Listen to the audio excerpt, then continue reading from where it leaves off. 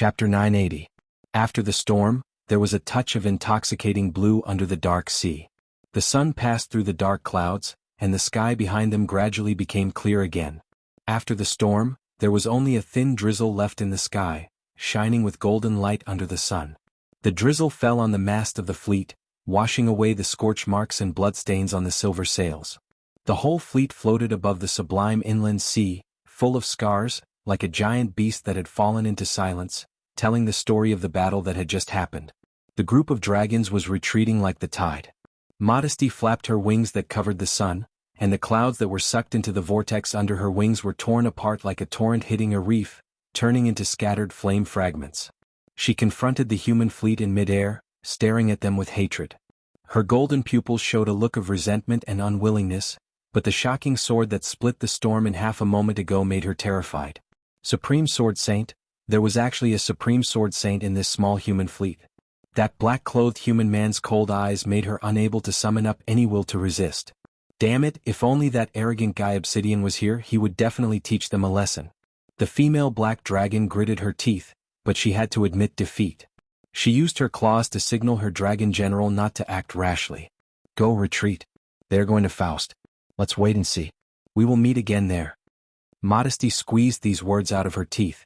As soon as she turned around, it was as if a dark cloud had moved away from the sky, and the shadow that shrouded the fleet was gone. The dragons had left.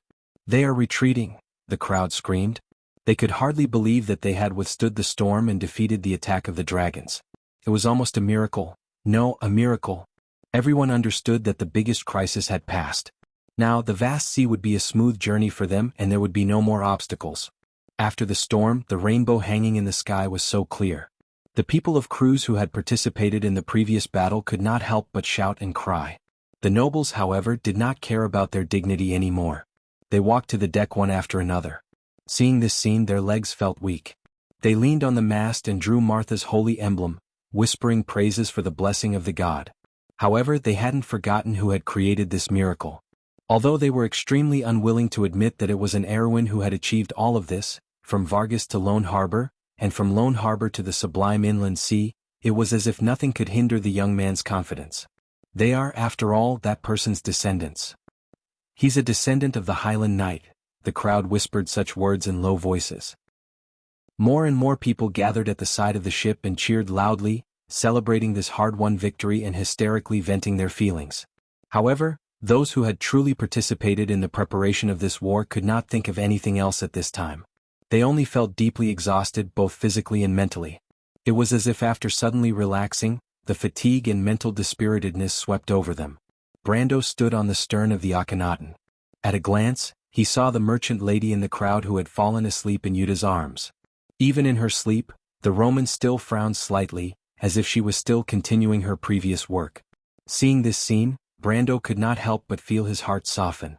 In the past 40 hours, the entire fleet's countless supplies were uniformly allocated by the merchant lady alone. Nearly 2 days and 2 nights of continuous work, she did not have the slightest time to rest. But all of this was almost perfectly completed with the support of the merchant lady's extraordinary talent. Her terrifying memory and keen sense of the flow of supplies even amazed Brando. In the past, he rarely intervened in the business affairs of the Roman territory, nor did he see how this lady could command the wind and rain in her own territory. But at this moment, he understood why the business activities of the Abyss territory could be so orderly from the beginning, even far surpassing its other industries. Brando, those monsters have attacked us more than the other side. There are 16 small boats and 4 large ships on the other side. Their consumption of magic crystals and ammunition should be much lower than expected.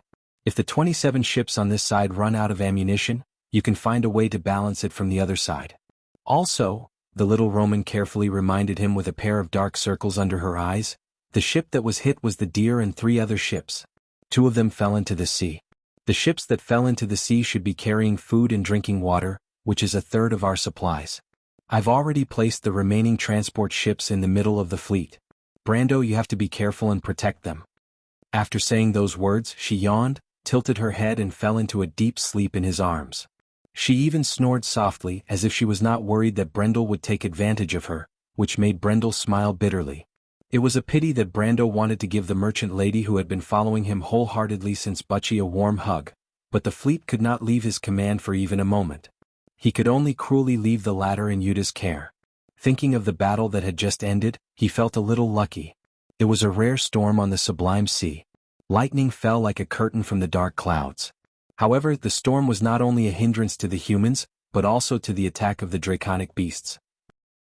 That was the reason why he pushed the fleet to deviate from their course and plunged into the dangerous storm. He knew that these dragons from the underground would not be able to adapt to the complex and changeable climate on the sea. Reality proved that his common sense in the game saved everyone once again. Modesty organized many attacks in the storm, but none of them worked. The dragons were not used to the stormy clouds, let alone launching an effective attack. Instead, some of them fell into the sea due to the loss of altitude. On the other hand, although the human fleet was slow, the sailors who were used to standing with the wind and waves could always effectively prevent the fleet from getting lost. Although Modesty was angry about this, it was useless. Although the dragons were powerful, they were not omnipotent.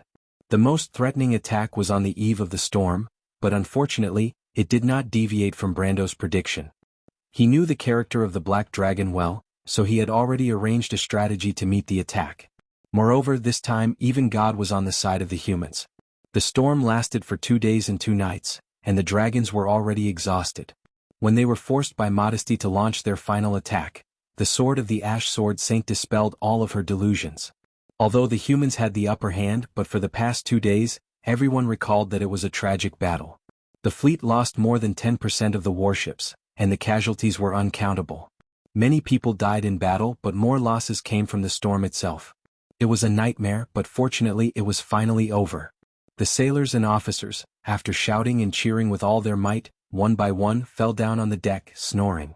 At this time, there was no chief officer to urge them to stand up and continue fighting. Soon there was only one voice on the deck. "How lucky, my lord." The Shire was a mess. His beautiful magus robe was wrinkled and stuck to his body because it was soaked in water. He walked up to the poop, wiping the beads of water on his forehead with his hand, and complained to Brando, "We encountered a storm on the shining sea before. The storm on the open sea was much worse than here. Your grandfather vomited a lot at that time." Brando stared at the guy who ruined his grandfather's image. The Shire felt a little guilty under the stare.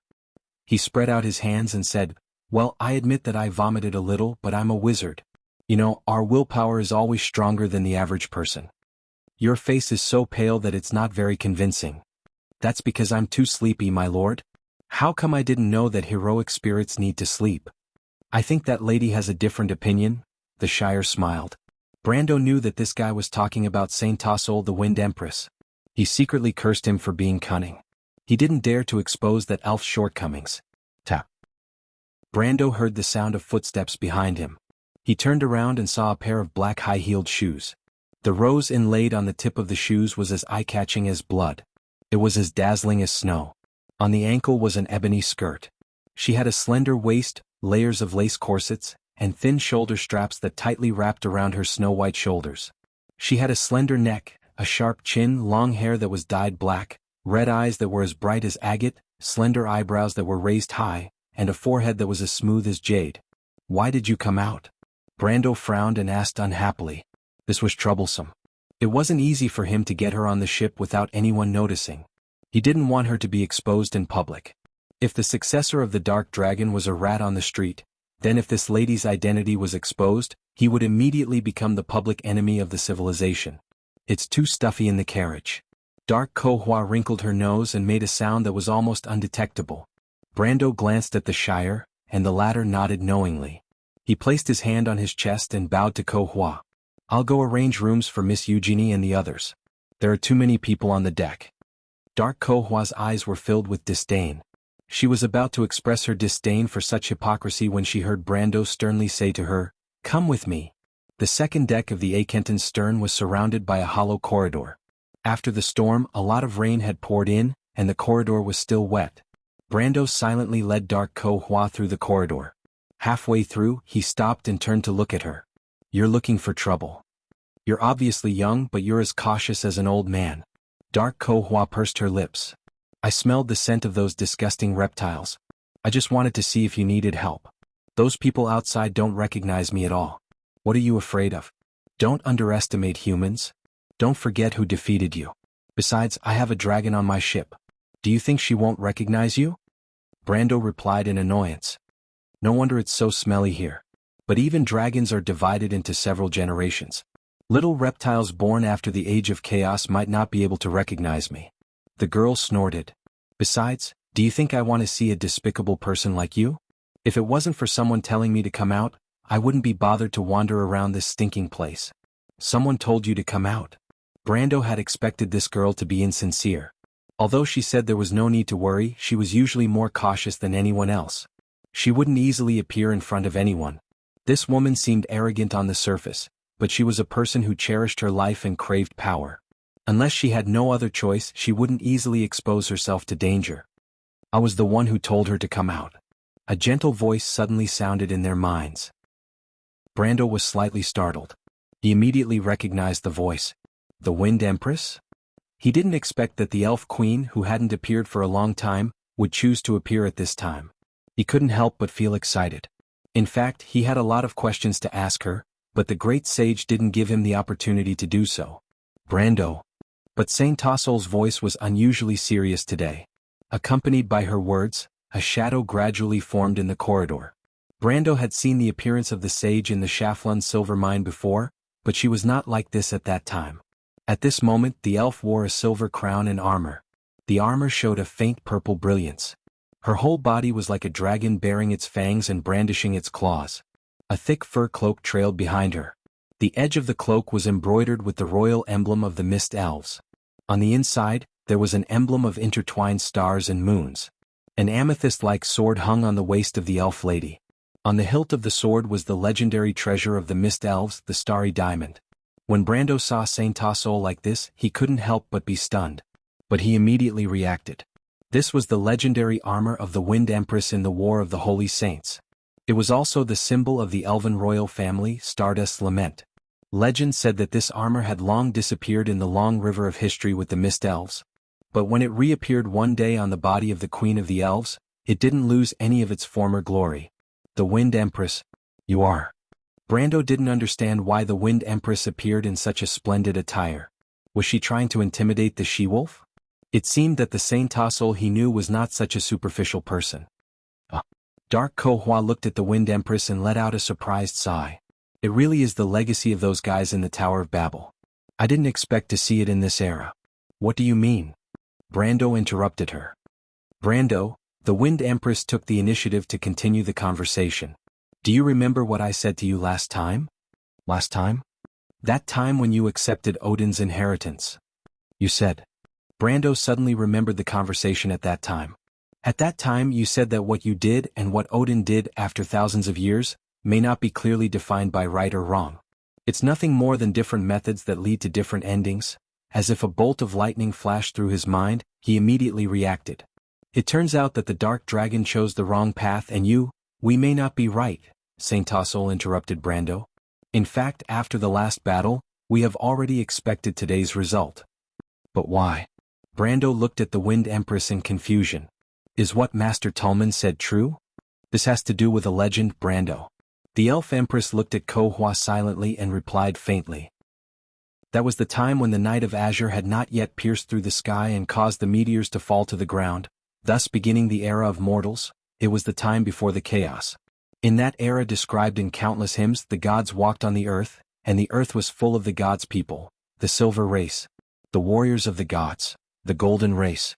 And before them there were even more glorious gods and servants.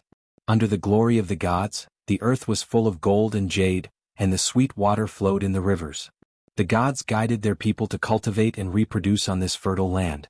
The fire of civilization was prosperous and strong, and the silver race built countless miracles on the earth. The towers pierced the clouds, the cities floated above the clouds, the temples were piled up with jade, and the holy music in the temples was heard all year round. But in fact, the war history in the Pale poem told a completely different story. It was an era of war, bloodshed, and heroic sacrifice. In that era, the gods and their servants also faced a terrible enemy, the Twilight Dragon. Countless battles, countless reconstructions on the ruins, and civilization collapsed several times. And in the last era, the Twilight Dragon even captured the most powerful fortress of the Silver Race, Babel's Tower. The darkness of civilization. This was the terrible disaster recorded in the Pale Poem of the Cruz people, recorded on the War Slate and recorded in the Dark Prophecy. Countless civilizations were destroyed, and the legacy of the past was scattered on the earth. After countless years, the once noble silver race had to trudge on the earth, cut through the thorns and find everything that was lost. Until a hero appeared in this world. The Knight of Azure. The legend that changed everything. After the azure spear pierced the sky and caused the twilight dragon to fall into a deep sleep, the Myrnas appeared on the earth. A prophet led them across the Great Plains and built the first civilized empire after the gods left Wound in the wilderness of today's four-leaf clover. This was the Myrnas Empire, and this was the beginning of the era of mortals. And that prophet, he had no name, but the legend about him was passed down from generation to generation. Because since then, every generation of Myrnas had a prophet, and they had a common name, the Dark Dragon. Chapter 981. When the Dark Dragon passed down to Odin's generation, the civilization and rule of the Myrnas had reached its peak. However, under the prosperity there was a disharmony. At that time, the main characters of the land were not the Black Iron folk who now ruled Wound. They were just barbarians in the mountains, and the main members of the Black Iron folk, humans and mountain dwarves, were the vassals of the Myrnas. The Myrnas were very indifferent to the Black Iron folk, especially when the Dark Dragon reached Odin's generation. The empire was tyrannical and harsh to its vassals. Odin once conquered the humans on the Great Plains, built a fortress on the glacier, and migrated the dwarves to the Cloud Mountains. These two migrations alone caused the dwarves and humans to lose nearly half of their population. If the Myrnas were like this to their vassals, it was needless to say to the other Black Iron folk. It was usually a bloody suppression. They did not care about other races besides the Black Iron folk. At that time, the Silver Elves and the Mist Elves had their own kingdoms. Although most of them were isolated from the world, they still could not avoid dealing with the outside world. However, the Myrnas were high and mighty and ignored these silver folk. They only looked up to the Buga who built a city on the shining coast. These wizards were said to be the guardians of the Tower of Babel, the descendants of the scholars of Aegido. As for the dragons, they were in the midst of the famous chaos of Aegido. They had no time to care about other things, let alone deal with the outside world. The Myrnas were getting more and more arrogant, and their rule was getting harsher and harsher. Finally, one day the conflicts erupted like a volcano. Just as recorded in history, the opportunity came from Odin ordering the Mist Elves to work with the Myrnas to participate in the crusade against the barbarians. This order deeply hurt the sensitive and proud self-esteem of the Mist Elves, so they naturally rejected this unreasonable request without mercy. Odin was furious and immediately ordered sabers to lead an army to attack the Laurel Forest where the Mist Elves' kingdom was located. The fuse of the War of the Holy Saints, the Uyue War between the Myrnas and the Mist Elves began. He had no choice but to be angry. At this point, the Wind Empress sighed to herself. Odin is a smart man. He saw the internal conflicts of the empire. He wanted to use our submission to intimidate others, but he didn't expect that we would dare to refuse. Odin is too impatient, Brando thought with a frown. When he received the inheritance of the Dark Dragon, he had seen the Emperor of the Myrna people once in a dream. At that time, the impression that the other party had given him was not that of a headstrong person, but when he was trying to figure out the mentality of the elves, he made a huge mistake. The Silver Folk also had their own pride. The Mist Elves were not vassals of the Myrna people, so how could they bow down to the Myrna people? Saint Tassol saw his expression and knew what he was thinking. She shook her head and said, "The will of the Dark Dragon isn't that easy to reject. You can't imagine how powerful the Myrna people were in that era. Brando, you know that the Silver Elves are brave and good at fighting, but they might not even be able to win against the Myrna people, let alone us." "Then you?" Brando asked, puzzled. "We got a hint in advance." The Wind Empress replied word by word. "What?" "We got the promise of the Buga people," the Wind Empress said slowly. "In fact, the dissatisfaction with the Myrna people on the continent has been going on for a long time. Needless to say, in the Empire, the Silver Elves and the Mist Elves were not willing to be marginalized.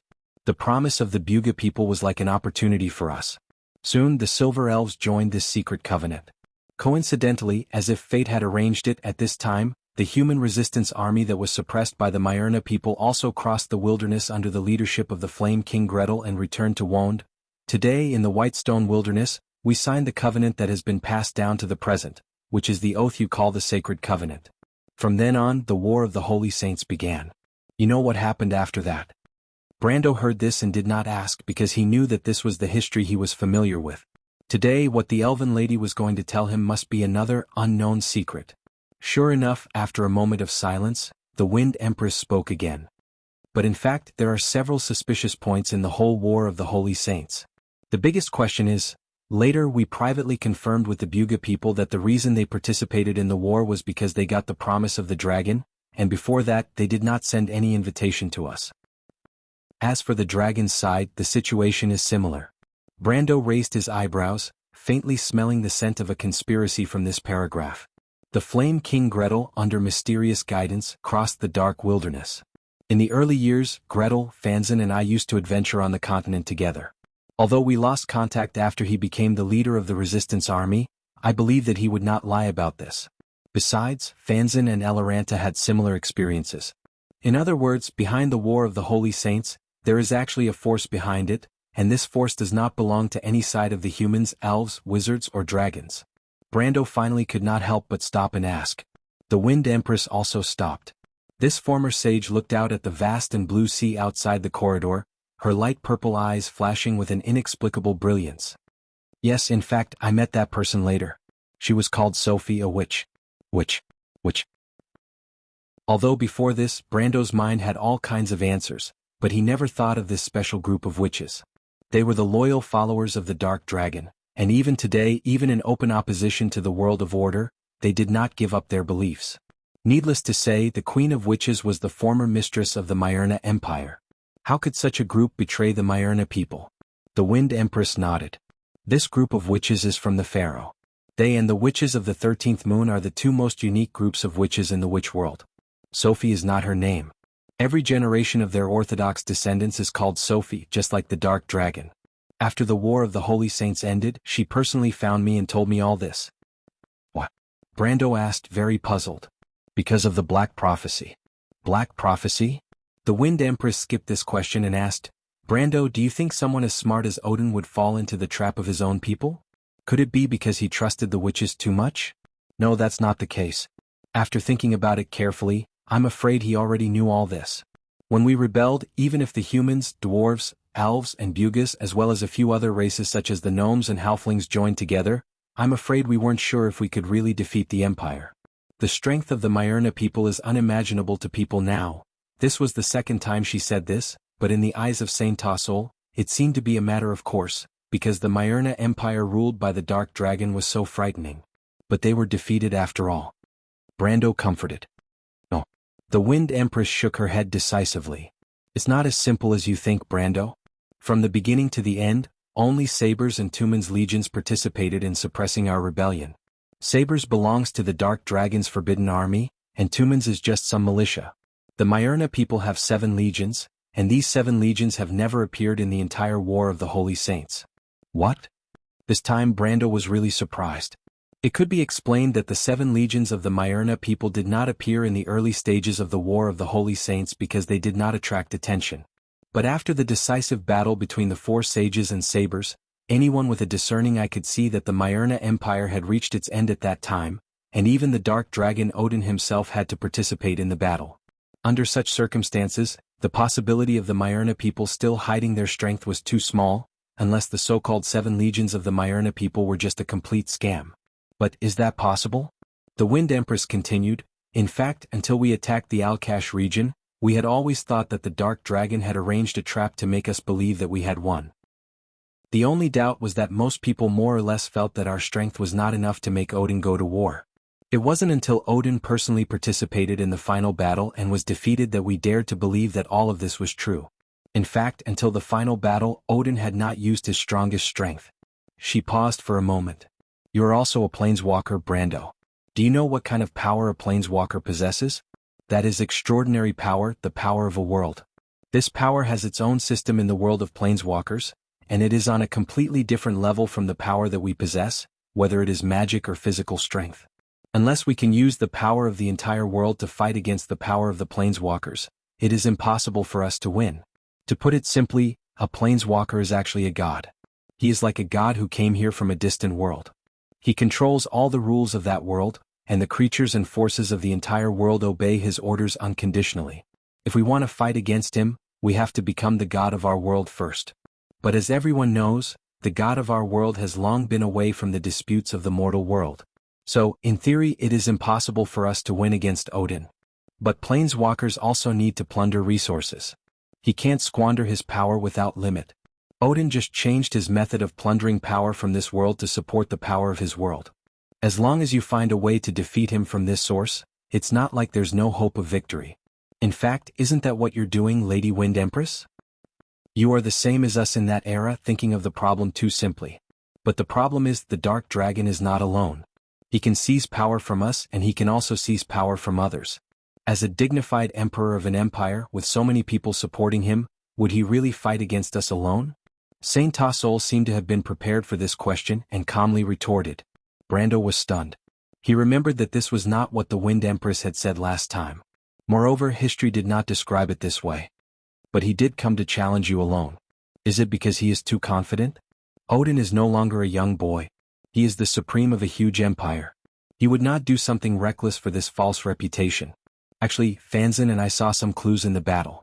Later, before Odin died, he asked us to keep a secret for him, which confirmed my guess. He asked you for sages to keep a secret for him. What kind of secret is that? Brando only realized that it was inappropriate when he asked this question, and hurriedly tried to remedy it.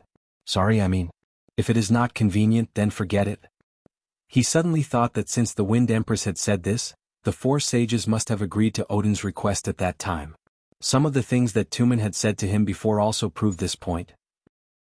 In that case, he could not let the Wind Empress be a person who went back on her words. Besides, heroes like the four sages were unlikely to go back on their words. But unexpectedly, the Wind Empress shook her head indifferently and said, "Actually, it's nothing. I came out today to tell you the truth. I've thought about it. Since you are the person chosen by Odin, there are some things that you should know." Brando shut his mouth but frowned faintly. He suddenly heard a sense of farewell from the tone of the Elf Empress. He faintly felt that the sage who had accompanied him for so long and taken care of him like an elder was about to choose to leave. Saint Tassol pondered for a moment before slowly replying, "The secret that he asked us to keep is very simple.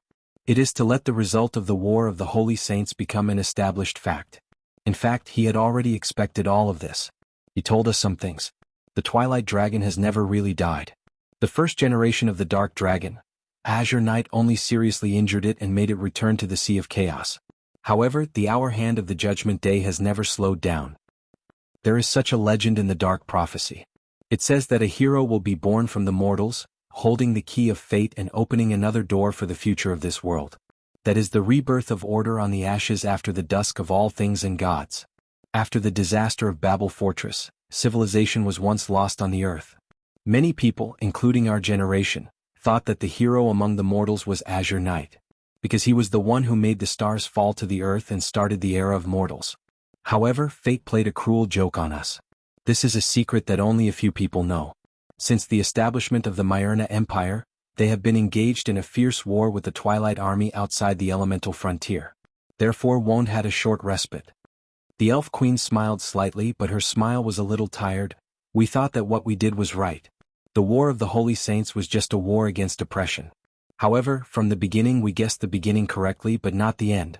Unfortunately, it was our own people who gave the Dark Dragon a fatal blow. At the last moment of the dynasty's collapse, Odin ordered the 7 legions to be permanently stationed outside the elemental frontier. He also joined forces with several other planeswalkers to seal Wond's passage to the Sea of Chaos. This was his last gift to us. He was a stupid guy, but this gift was precious. This gift exhausted the strength of him and everyone around him, so it became the reason for his inevitable failure. The Wind Empress sighed softly. In fact, this was also the reason why the witches betrayed him. Odin did not believe in fate. Everything he wanted to do was just to prove that everything said in the Black Prophecy was not necessarily right. The world did not need to be destroyed to be reborn, and there was never a savior. But the witches believed in the power of prophecy. The end of the world was bound to come. Odin had proved that he was not the person in the prophecy, so the Myrna people had to give up this stage for the Iron Folk. They were waiting for the arrival of the final prophecy in the Black Prophecy. The witches of the Moon of Law were the executors of this prophecy. Brando was speechless for a long time. He had already guessed part of the truth, but it was only today that it was confirmed. This was the inheritance of the fool. It was the arrogant struggle of a man who overestimated himself. Although it was ridiculous, it was worth remembering forever. Because people would never bow down to fate. Now that the truth was out, he couldn't help but rub his chest. In a sense, he was also the one who had overestimated his capabilities. Whether it was in the eyes of the noble heroine, in the eyes of the princess, or in the eyes of others, perhaps even the Bugas who supported him behind the scenes or even the people around him, they might not be able to understand his ideals. He knew that many people stood by him only because they believed that he could change something. They might not agree with his true thoughts deep in his heart. What did he want the world to be like? Brando did not answer, but his eyes had already crossed the sublime inland sea. He knew that there, beyond the borders of civilization, there were countless undeveloped lands. Civilization did not have to be trapped in one place, and the power of the twilight was not invincible. These thoughts were somewhat out of tune with this world that was deeply mired in chaos, perhaps even too distant. Just like how the Kurlutz people would never work together with the Farnezan people, the Wind Elves would never be able to integrate themselves into the human world without reservation, not to mention the undead and countless troubles and conflicts. But would he become a fool like Odin? Brando felt that he could not answer this question for a while. Maybe not, just like how he did not agree with all of Odin's ideas. Maybe the problem is not here. He said slowly. The glorious deeds of the four sages, the alliance of the continent's 100 races, may not be a mistake. Odin may be doing what he thinks is right, but there are many ways to accomplish one thing. He believes that fate can be changed, but he sees himself as the savior. Brando looked at the magnificent scenery under the fleet. The thick clouds scattered like cotton wool blown away by the wind, revealing the golden sea surface. But there were more things in his mind. The diligent Blackie has published a new book again. Let me recommend it to everyone. I feel that it has improved a lot compared to the last book. Title: Ling Tianji, book number 3296695. Introduction. With a thought, 10,000 laws follow. With a thought, the moon is bright and the wind is clear. The 9 states is vast, hundreds of millions of miles. The Emperor of Great Zhou appoints the world to the people. The Taoist court is above the 9 heavens, educating the 9 states. Outside the 9 states, the demon kingdom of the northern wilderness is eyeing covetously. The southern barbarian shaman sect is ambitious. The Saha Buddhist land in the west preaches to the 9 states and is in the ascendant. A young scholar who has read all kinds of classics since childhood transmigrates to this world. He fights the barbarian shaman and fights the demons. He discusses the Tao with the Bodhisattva and smiles with the Taoist lord. He builds the heavenly court, establishes the netherworld, opens the 6 paths of reincarnation, and becomes the celestial emperor.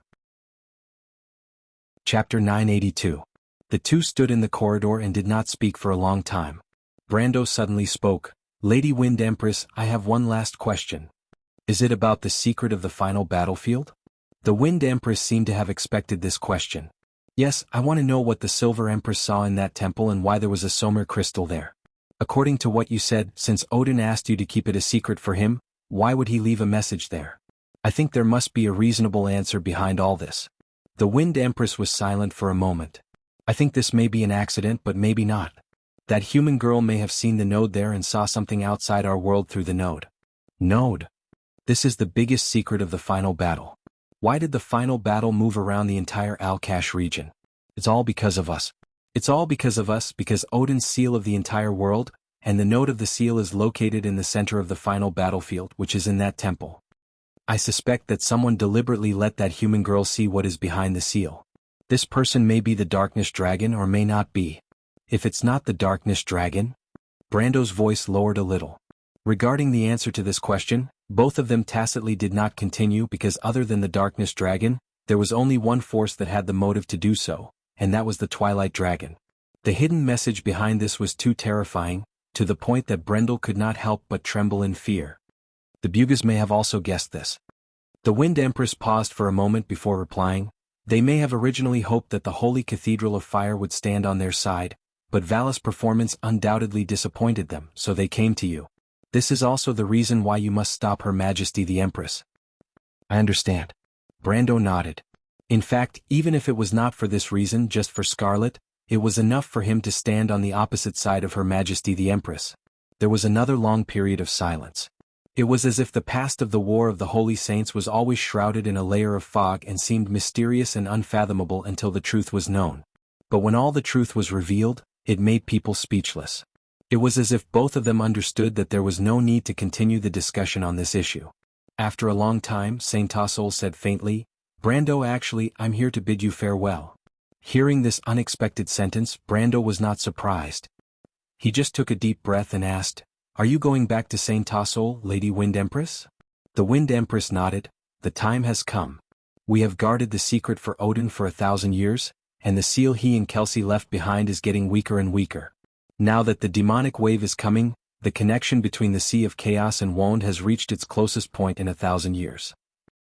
The power of Twilight is recovering, and the demon's restlessness proves this point.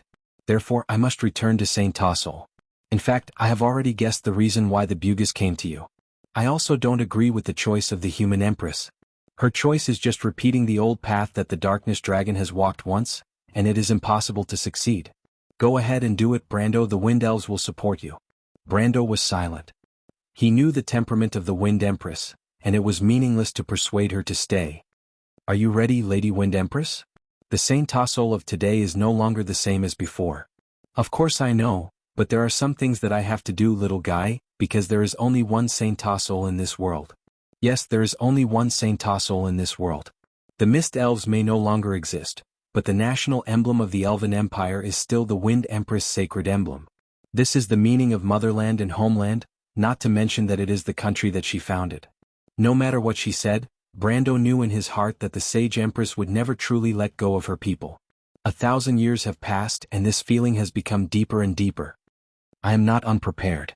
Including the Hunter siblings, more than half of the Night by my side back then have gathered, and I also know the whereabouts of some others.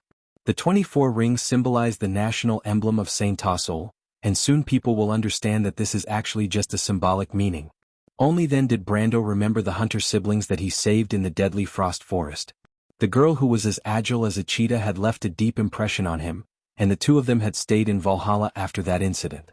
He was silent for a while, but he was still very reluctant to part with them.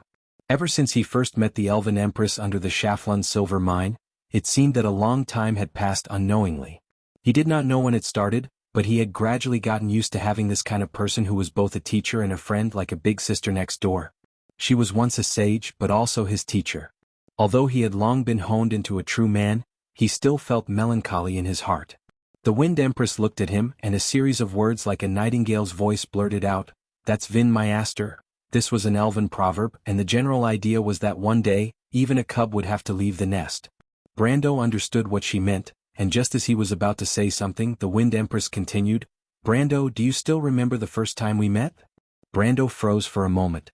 He naturally remembered that it was under the Shaflun silver mine, and everything that happened back then was still fresh in his mind. He was much more impulsive than he was now, causing a lot of trouble in the Abbes, but he also got to know many people because of it.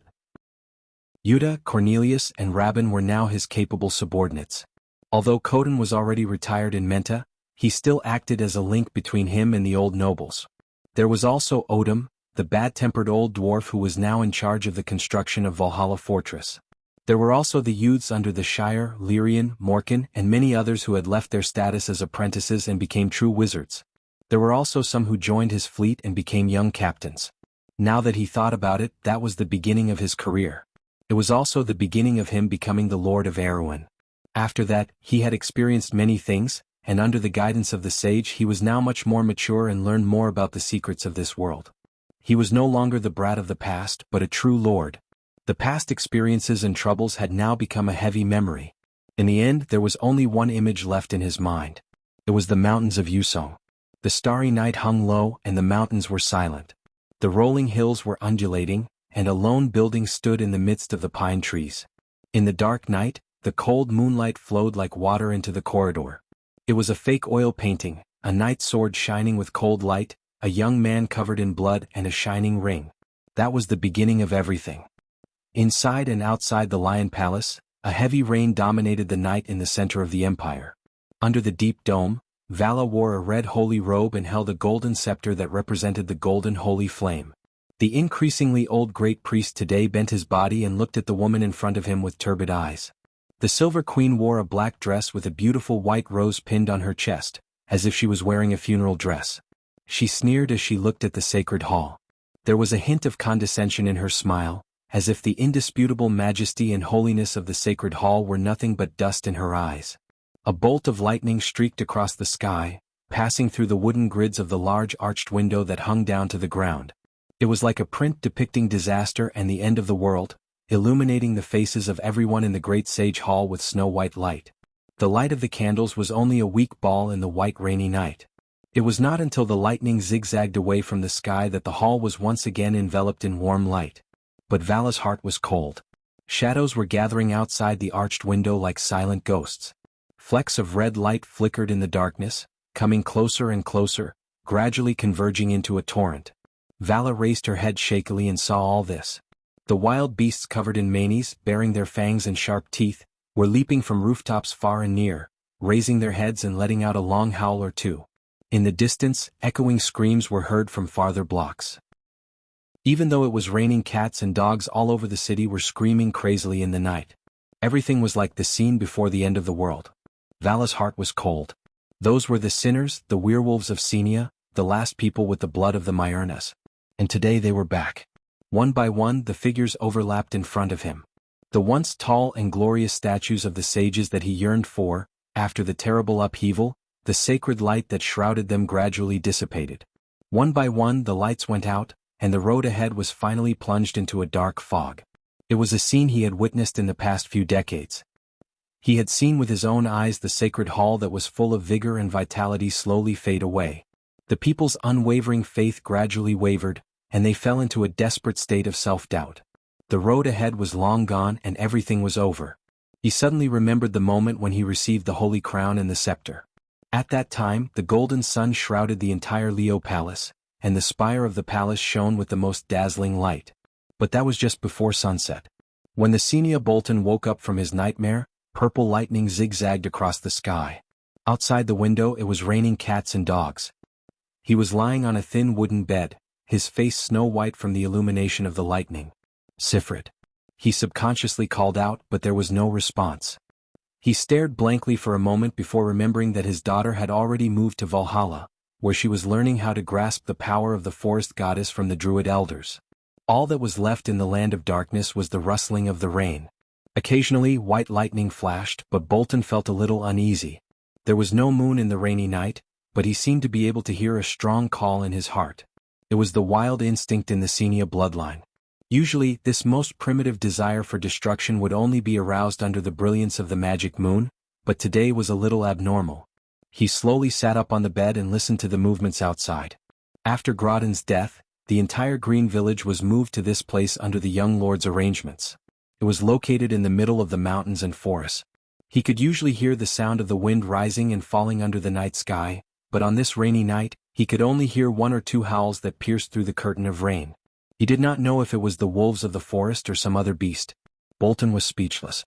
Amidst the faint uneasiness, he suddenly recalled the strange dream he had. It was said that when a person woke up from a dream, the memory of the dream would be particularly deep. For him this was exactly the case. The most terrifying scenes in the dream replayed repeatedly in his mind. The scenes in the dream were strange and absurd, but he vaguely felt that they were somewhat real. He saw a sea of fire descending, the earth cracking, stars piercing through the clouds and falling from the sky. The mountains and rivers were flattened, and the sea was steaming. The whole world was falling apart and turning into ashes. A terrifying dragon stretched across the starry sky, watching Won's destruction with a cold gaze. In that hellish scene he seemed to hear the wails of countless people. His people, his daughter, they were all buried in the sea of fire. Then all the scenes collapsed. He remembered a tall figure standing in front of him, ordering him to pledge his loyalty with an unquestionable tone. Thousands of voices echoed in his mind, turning into a loud rumble. The dark dragon has been resurrected. The times have changed. Obey her orders. Obey her orders. Asterisk bang. Asterisk Bolton's eyes were red. He suddenly slammed his fist on the bed. He roared in a low voice, suppressing the urge to turn into a wolf. When he woke up the next moment, his head was already covered in cold sweat, and a deep fear rose from his heart. This primitive and fatal impulse was the biggest weakness of the Senia people. But usually only when the power of the demon moon was at its peak would he feel this wild power in his blood become restless. What was going on? He took 2 deep breaths, but before he could calm the uneasiness in his heart, the door was pushed open with a loud bang. A young man who was drenched stood outside the door looking at him in panic. He said, "Uncle Bolton, it's not good. Something big has happened." The young man's face was pale, and he looked like he was out of his wits. Myrna came to the village. She said her name is Sophie. She's a witch. A bright flash of lightning pierced through the window and into the depths of Scarlet's orange-red eyes. She looked up and was surprised to see the woman who suddenly appeared in front of her. It was the statue of the Saintess of the Lion Palace, wearing a holy robe and covered in blood. On the balcony on the third floor of the castle, Sydney Metferica stood in the rain. At this moment there were 3 deep wounds on her face. The blood had long dried up, and the wound was washed white by the rain. One of her eyes was squinted because of the severe injury, but this did not change the woman's cold and almost stiff expression. Her remaining one-eyed angel, Aroma, was still burning fiercely and coldly staring at Scarlet.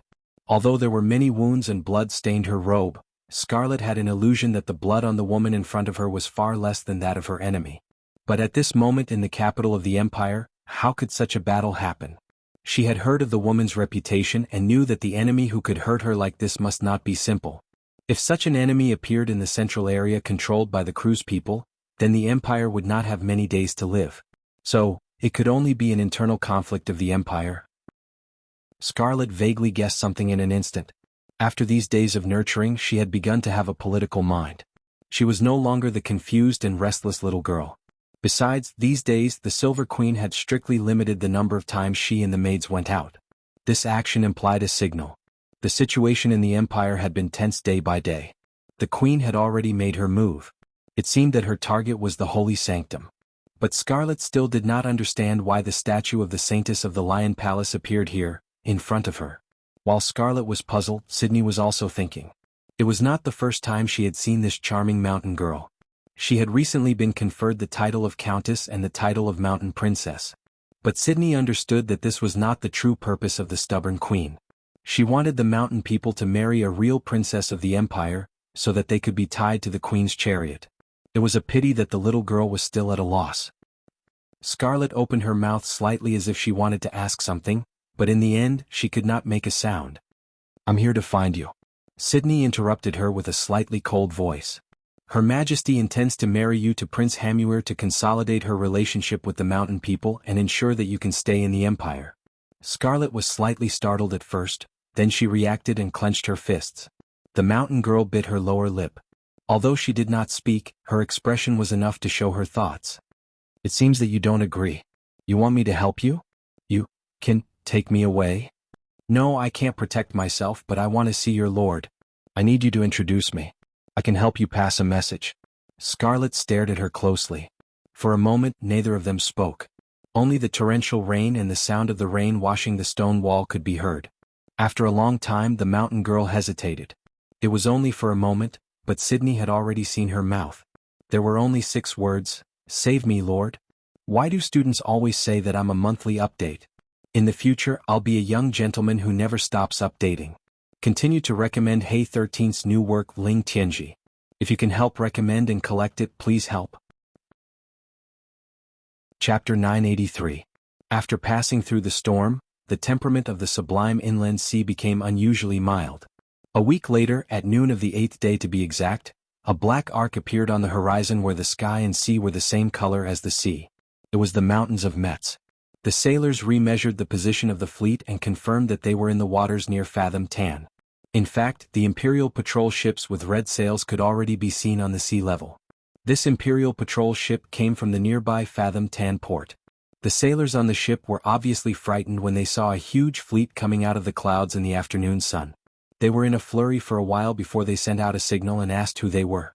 They usually ask with the wind message spell when they get close. Sometimes they also use flag signals.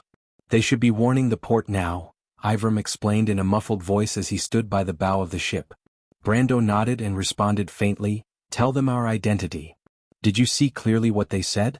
Hellman, the captain of the Imperial patrol ship, turned around and asked his second-in-command. The drunken old man was already half sober from the shock. He threw away the wine bottle, took the brass binoculars, and looked at the unfamiliar fleet in front of him shakily. "They said, they are the fleet of the Bugas," the first-in-command replied with trepidation. "What, the Bugas? What are they doing here?" Are you sure you're not mistaken? Sir, I'm sure I'm not mistaken unless they are using the wrong flag signal. Then what do you think? Hellman touched his unshaven chin. This is the fleet of the Bugis? The first-in-command stared at the sea of sails shining like silver scales on the clouds. His expression was complicated, but he still nodded honestly. It was the one and only fleet in the world, the fleet of the Silver City. The nominal owner of Fatham Harbor, Baron Ludwig Metz, was a little restless in his office today. Just a quarter of an hour ago, the men he sent finally figured out the origin of the fleet that suddenly appeared at his doorstep. It was really the fleet of the Bugis, and it was said that they had encountered the air force of the Georgandy Ridge south of Lone Harbor and fought once. It seemed that these Bugis were actually allies of the Empire. However, the wizards rarely intervened in mortal wars. Even in the previous Holy War, they watched coldly from the sidelines.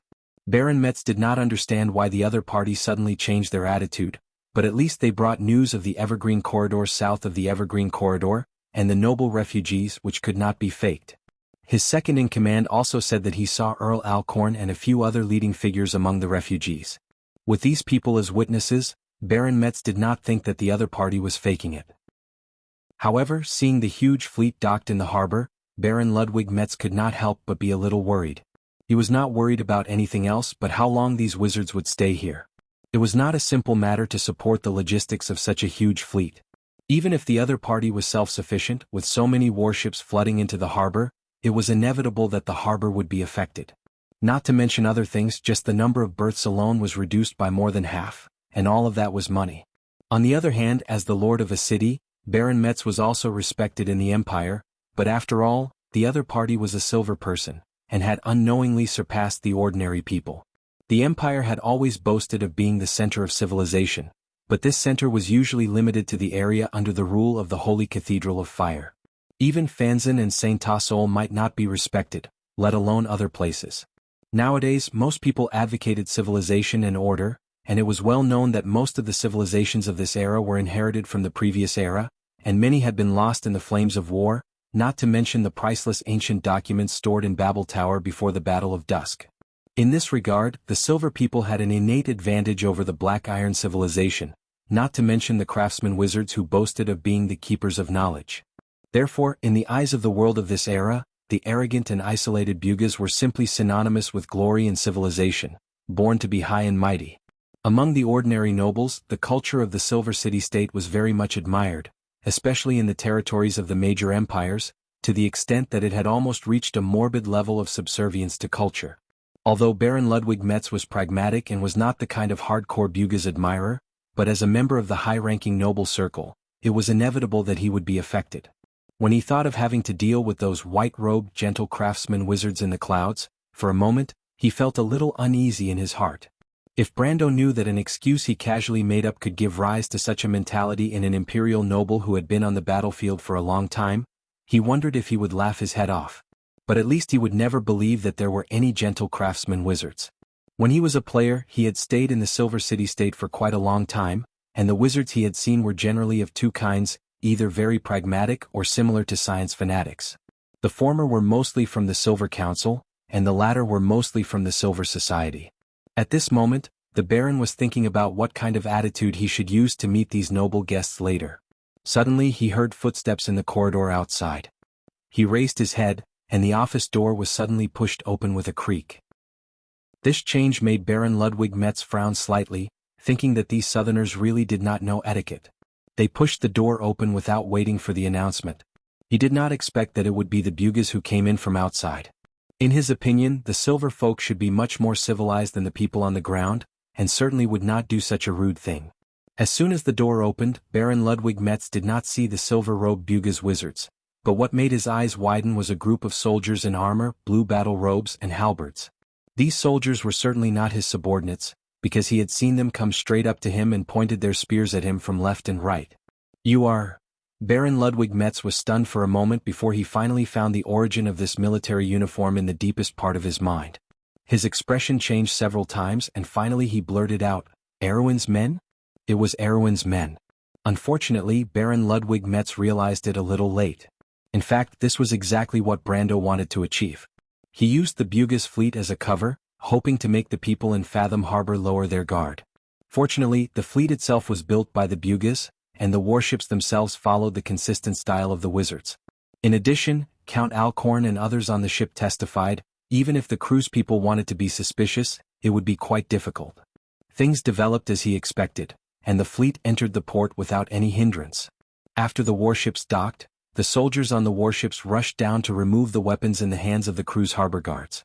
Those guys still could not believe that the Bugha's wizards would suddenly turn hostile and attack them. After all, in their opinion, the Silver Folk did not care about what happened in the mortal world at all. Worldly power was like a fleeting cloud to them. Thousands of years of tradition had almost formed a kind of inertia, and this inertia allowed Brando to build a great advantage. He commanded the Shire, Eugenie, Marjorie, Ivram, and others to take over the entire harbor, and then personally led a team directly to the castle where Baron Ludwig Metz was located. They did not encounter any resistance along the way, and even the castle guards personally opened the gate for them. When they were forced to have their weapons confiscated, they were stunned and asked these Erwin's men what they wanted to do. But when these people finally realized that they were not facing the Bughas, but Erwin's men, they showed a similar look to Ludwig Metz himself. First they were shocked and could not believe it, then they were shocked and could not believe it. For these people, Brando did not have time to answer their doubts for the time being. With a wave of his hand, they were all locked up in the dungeon under the castle. In this way, almost without any trouble, he and his fleet took over the harbor. Of course, this was only temporary. After all, he was just an outsider. If he wanted to rule such a huge city, it was definitely not enough to rely on the few Aween people in his hands. At most, he could only capture the upper echelons in one fell swoop. As for the lower echelons, he did not have the time nor the ability to capture all of them. Moreover, even if he had the ability to do so, who would manage the city for him after he locked them all up in the dungeon? In order to make such a huge port work, the amount of manpower needed was not small. Fortunately, he did not only have Erwin's men in his hands, but also a considerable number of crew's nobles. These people were all prominent figures in the empire. With these people in his hands, he could justifiably take over the city under the pretext of military control. The empire was in a state of internal and external troubles. On the east side of the Evergreen Corridor, the empire and the Wind Elves were locked in a fierce battle. On the south side, there was the sudden appearance of the Georgandy Ridge army. Not to mention, a few days ago the Lion Men of Toquinen finally captured the Anzaruta fortress group. It could be said that at this time the situation in the south of the empire was in a deep quagmire, and even the Metz region was exposed. At this time they were nominally allies of the empire. A Bugha's fleet, after reaching a consensus with the nobles of the empire, was here to rest and help them fight against the Georgandy Ridge army. It did not sound very strange. At this time, letting the nobles of the Southern Empire contact the middle-level officials would not give the cruise people in the harbor the illusion that they were occupied. It would make them feel that the harbor was still under the control of the empire, and this Bugha's fleet was just a temporary amulet. Of course, to do all this, he must reach a consensus with Count Alcorn and the others. Brando had not thought about how to deal with these fleeing nobles. After all, taking over a harbor from an empire's governor sounded like a rebellion. For these fleeing nobles, they might not be willing to be on the same boat as him. But he did not expect that an empire merchant ship that they captured on the route would be of great help to him. At that time, he originally ordered the capture of the merchant ship because he was afraid that the other party would leak the news that such a huge fleet had appeared in the heart of the empire. But when they boarded the ship, they found that the bottom of the merchant ship was full of refugees from the heart of the empire. These refugees brought them unimaginable news. A civil war broke out. During the week they were sailing on the Sublime Sea, or to be exact, on the second day after they left Lone Harbor, the Kurlutz Empire underwent earth-shattering changes. Her Majesty the Queen suddenly took control of an army that had never appeared before. This army was composed of the Senia and the Myernas. She directly deprived Vala of his authority as the Pope of the Holy Cathedral of Fire and announced a religious reform.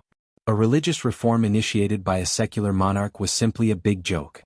In the first moment, the churches in the empire were divided into two distinct factions. The School of Economics clearly stood on the side of Her Majesty the Queen, while the local faction loyal to Vala immediately raised the flag of rebellion after a short period of chaos. In short, the empire suddenly became a mess. This was not just an internal matter of the Holy Cathedral of Fire.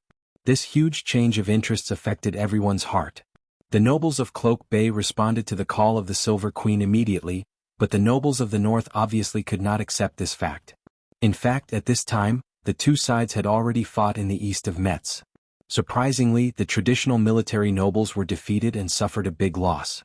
Brando could not learn more from these refugees for a while. He only knew that the coalition forces formed by several lords retreated in the direction of Ludwig after losing. But these were not the main points. The real bombshell was, the Myrnas were back. These survivors from the era of the Dark Dragon had finally risen from the ashes. When they heard the news, the supporters of Her Majesty the Queen, including Count Alcorn, could not believe it at first, then they doubted it. But after confirming it again and again, they fell into silence one by one. After all, this was still a world dominated by order after the War of the Holy Saints. No matter how unrestrained and rebellious they were, they dared not deny the justice of the Four Sages. This was the foundation of the Iron Folk and the noble ancestors. For a while they could not figure out what happened to Her Majesty the Queen. Was she crazy? How dare she do this? But after a moment of silence, Brando knew that his opportunity had come. He hurriedly instilled his plan into the stunned nobles of the Empire. In the case of an uncertain environment, it was best to stand firm first and then choose what to do next. It was probably because of such a huge change in the situation that these fleeing nobles no longer cared about such a small issue as taking over a port. Besides, Count Alcons and the others were not stupid. Of course, they knew what the best choice was when they were surrounded by powerful enemies and the situation was uncertain. As for Brando's actions of taking over the port, they unanimously chose to remain silent. But Brando actually understood that choosing to remain silent at this time was actually supporting him. As the dust settled on the affairs in the port, the tasks were assigned one by one. Brando stood in the original office of Baron Ludwig Metz. Through the floor-to-ceiling arched window, he saw that there was not much commotion in Fatham Port outside. Everything was still in order. Finally, he could not help but breathe a sigh of relief. This time, the wizards of Buga had given him a huge problem. Now he had finally taken the most difficult first step. Fortunately, Tullman did not lie to him. Her Majesty the Queen had indeed taken action first. In this way there were more options left for him. At least the interior of the Empire was no longer a monolith. As for the matter of using the tiger's skin as a banner, Brando thought that the wizards of Buga would definitely not mind such a small matter. He could not help but think with some malice. These damn guys wanted to stay out of this matter, but he would not let them do as they wished. He wanted to let these wizards, who thought that they were superior, understand that there was a price to pay if they wanted to use him as a chess piece. He knocked on the table just in time to see the Shire pushing the door open and coming in from outside. The young wizard attendant looked at his lord with a strange expression and said, "My lord, the weather is good today. There are some unexpected gains in the port." Cut the crap. Brando's face stiffened and then he was slightly stunned. Unexpected gains? Well, it's a big fish. Oh no, it should be a little mermaid. What kind of nonsense is this? A mermaid? I thought it was a siren. Brando frowned and was about to say something, but the Shire already knew what he was going to say and quickly interrupted him with a smile. "I'm not talking nonsense, my lord. You'll know when you see it." The light that penetrated the darkness was the only connection between this huge moving cage and the outside world. It came from the air holes above, and this beam of light scattered diagonally in the dark environment. It fell on the floor not far from Vahina, forming a circular spot of light. Her hands and feet were shackled with ice-cold shackles. The shackles were not heavy, but they were inlaid with formations that could isolate magic power. She calculated day and night based on the changes in the position of the light spot and the food she had obtained. It had been almost a week since she had been locked up in this cage, and almost half a month had passed since she had been imprisoned in Wagner City. Thinking back to when she was first locked in this cage, she was furious and wanted nothing more than to kill that despicable Rodney. But as the days passed, she became numb to it. After the rage, she felt a deep sense of unease and fear. But what Vahina was most afraid of was not her own fate. After all, she was the student of the Green Sword Saint, Veronica. She would not kneel down and beg for mercy in order to survive. What she was most worried about was her family, her father, and her younger sister. If she still did not know who was behind this, then she would be a true idiot of a noble lady without the slightest bit of political intelligence. Chapter 984. After sorting out her thoughts, Vahina understood her situation. In the past week, the change in the time of sunset proved that they were heading north. There were a few times when she heard the sound of waves. There were a few mountain paths between Metz and the Evergreen Corridor that were close to the sea. This proved that the convoy was also heading west at the same time. It was very likely that the convoy was passing through a few provinces along the sublime inland sea in the west of Flower Leaf territory, heading to the port there and taking a ship to the imperial capital. Days passed by. Living in the dark was enough to drive a normal person crazy, not to mention the great fear buried in her heart. Most of the time she bent her legs and buried her head in her knees. She hugged herself with both hands and curled up in the corner of the prison carriage as if this could make her feel a little safer. A day ago the convoy stopped briefly at a small town on the platform east of Fathan Port in Naka. During the stop she figured out where she was. The information revealed by the guards indicated that the convoy was heading to the west end of the Evergreen Corridor, which was also the starting point of East Metz, Fathan.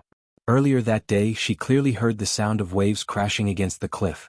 She had walked through this mountain path more than once, but at that time she came here as the daughter of a duke. Vahina leaned weakly against the cold iron wall. Strands of blonde hair hung down on her pale cheeks. She lowered her eyelids weakly, her thick eyelashes trembling slightly. The sound of seagulls could be heard outside the prison carriage. Strangely, the road was a little deserted. There was no sound of caravans passing by. In theory, this should be an important land and sea hub in East Metz. There was an endless stream of caravans on weekdays. Or perhaps Rodney did not plan to go to Fathan Port, but they had built a secret anchorage nearby.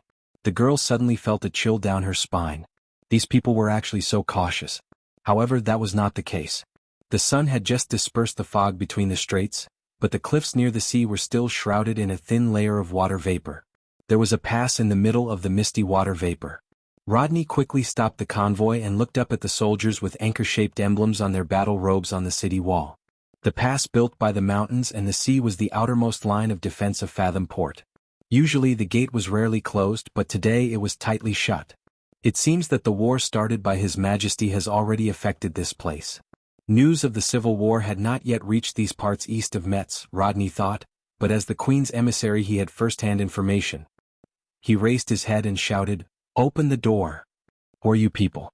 The soldier on top of the city gate tower poked his head out to ask. "We are from the White Legion. Our commander has urgent military matters to attend to at Fathom Port. I've already sent someone to inform you earlier. Didn't you see it?" The knight beside Rodney asked in annoyance. There was a commotion among the soldiers on the city gate tower, as if they were sizing them up to confirm their identities. This scene made Rodney even more certain of his thoughts. Usually these people were not so loyal to their duties. The so-called inspection was mostly to deal with the situation or to take advantage of the situation to gain some benefits. After a while, the people on the city gate tower seemed to have confirmed the identities of Rodney and his entourage. After all, Rodney's retinue was a real White Legion knight. They were riding on tall mountain land dragons. The land dragons were also wearing special armor with silver scales on their bodies. On the saddle hung a war flag with the white dragon emblem. Their spears shone brightly and they looked dignified. At a glance, one could tell that they were not fake goods. Soon the city gate creaked as it rose.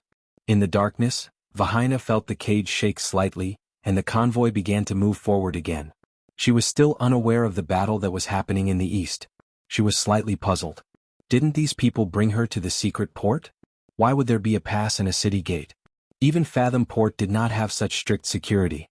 Brando, Eugenie, the Roman and the Shire were on the lookout tower, watching the convoy cross the drawbridge and pass through the city gate. Brando pointed at the knight at the front and introduced him to the other three. "That man is Rodney, Veronica's younger brother. He is the youngest son of Duke Arizik. However, this man is not very capable. At most, he is a jester. After Lady Veronica was put under house arrest by the Silver Queen, this man drew a line with his family and won the Queen's favor. Now he is the Queen's secret envoy. The Arizik family is full of heroes. I didn't expect them to produce such trash." The Duke's daughter wrinkled her nose in disdain. "You can't say that.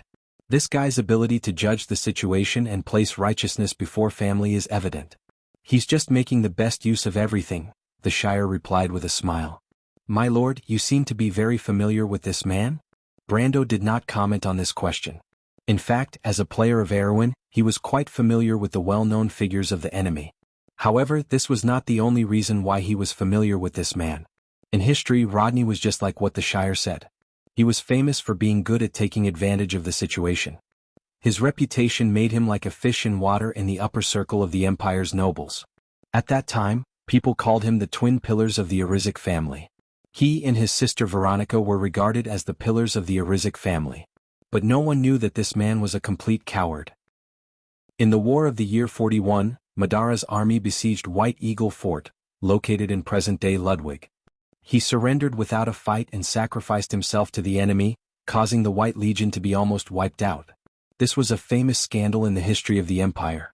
Because of this incident, the prestige of the Arizik family plummeted. Even Veronica was implicated by him and was removed from the position of Legion commander. Therefore, it was difficult for players from the future to not be familiar with this famous traitor's deeds. However, this weak and incompetent man was a perfect example of a useless teammate. But if he was an enemy, he was really lucky. Fortunately, this guy's reputation was not well known now. Perhaps even the Silver Queen did not know what kind of person her new secret envoy was. The enemy's misfortune was his own great fortune. Brando thought that the Shire was right about one thing. If used properly, this man in front of him would not only be a big fish, but also a fat one. He looks quite decent. He's just a little bit worse than my Brando. The merchant lady's perspective was different from ordinary people. She squinted for a while before coming to this conclusion. Cough, cough, cough. Brando was almost choked to death by these words. What did she mean by look decent? The Arixico family had excellent genes. His sister Veronica was a famous beauty in the imperial capital when she was young. Rodney himself had perfectly inherited this bloodline and was one of the most famous gigolos in the imperial capital. He was also an expert at picking up girls. It was said that he had an ambiguous relationship with many of the famous ladies in the imperial capital. In terms of appearance, Brando knew that he would never be able to catch up with Rodney. Perhaps only the Roman people would be able to shamelessly boast like this. He looked at the two people beside him in annoyance. As expected, he saw the Duke's daughter looking at him with a strange expression. The unscrupulous wizard servant was also having a hard time holding back his laughter. Laugh if you want. Be careful not to get internal injuries from holding it in, Brando said calmly. That won't be necessary. My lord, the Shire laughed and said, there are still people below. It won't be good if we attract their attention. Eugenie had a strict upbringing and quickly restrained her emotions. She clenched her fist and coughed softly. I heard that Her Majesty sent him to spy on the White Legion. Why would he suddenly appear here? Who's inside the cage? You hit the nail on the head, the Shire smiled and said, there's a mermaid inside. Mermaid? The Duke's daughter frowned. That's just a metaphor. The little beauty in the cage is actually the Lord's old lover. What? The Shire screamed and dodged Brando's sword. My lord, you actually attacked. Those people are still below. Shut up. Brando coldly replied. In fact, he had already guessed who was inside the cage the moment he saw Rodney. Vahina had written a letter to him, and it clearly expressed her intentions. In fact, Brando had already expected that she would be in trouble, but the young lady had underestimated the problem. The fact that the Silver Queen had placed Veronica under house arrest and chose to support Rodney as the next head of the Arihico family was enough to explain many things. Rodney would never help Vahina out of respect for his sister, not to mention that he was a despicable person from head to toe. Unfortunately, it was too late for him to reply to Vahina. He did not expect that Rodney would fall into his trap after capturing Vahina. In fact, Brando had also wronged Vahina. The Silver Queen had sealed off information from the east and north much more strictly than the south. That was why Vahina did not receive any first-hand information, just like how she did not know about the conflict of interest between the Arihico family and the Silver Queen. Brendel watched silently as the carriage passed through the pass and entered the port. His heart was secretly filled with a trace of anger that was difficult to detect. No matter what, Rodney's actions had crossed his bottom line. The carriage finally boarded the ship. Rodney breathed a sigh of relief as he looked at the bustling scene in front of him. In fact, he was well aware of his status. In terms of ability, he could not compare to his sister. In terms of popularity, he was no match for the military nobles in the north. However, he was sufficiently loyal to His Majesty, and he had no qualms about placing himself in the position of a sycophant.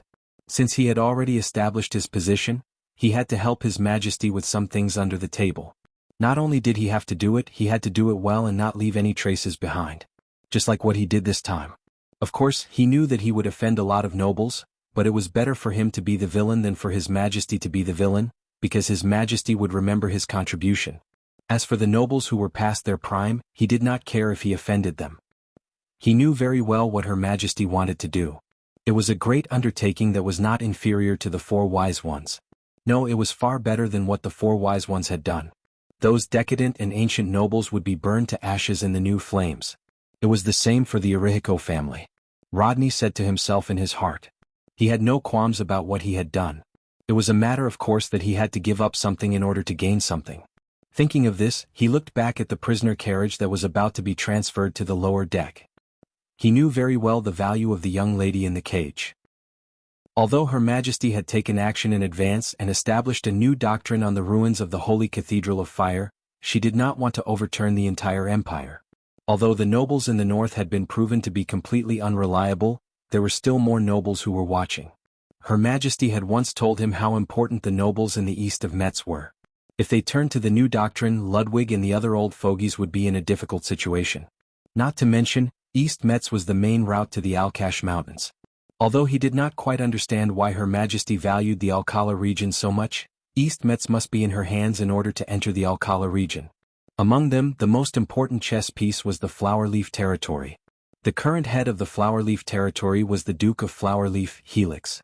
He was a hardliner and was emotionally biased towards Ludwig and the other nobles. When he was young, he had lived in the Arihico family for a long time and had a deep relationship with the previous Duke of Arihico.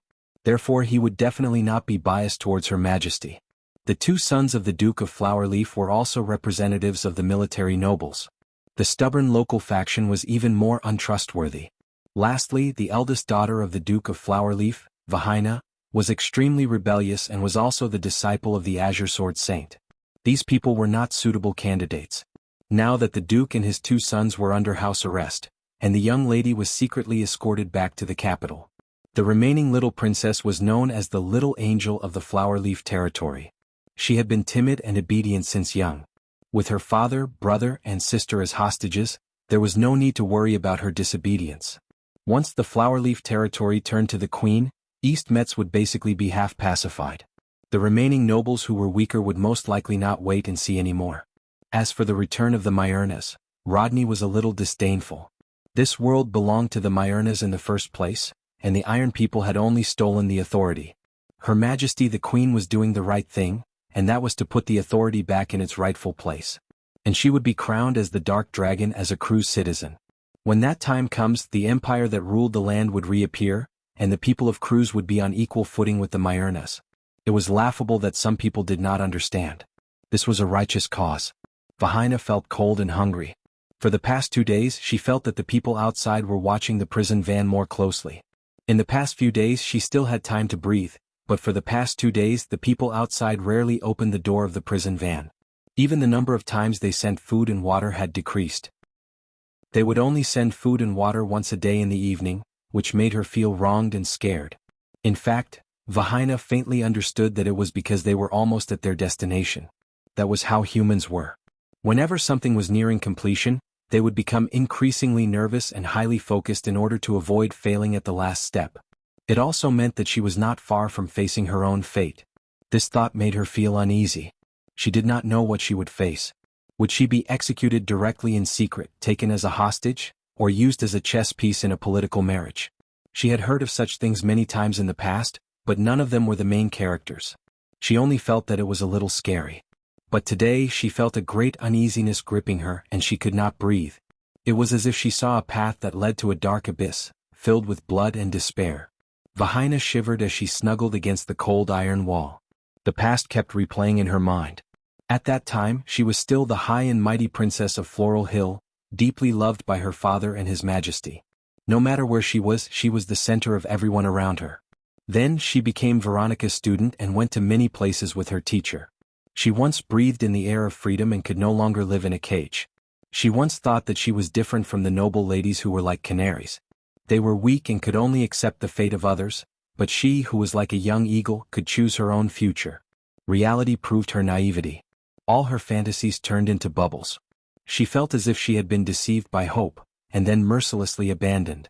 Tears dripped onto the floor like beads of a broken necklace. Vahina cried helplessly. As she cried, Vahina recalled the days in the loop of trade winds.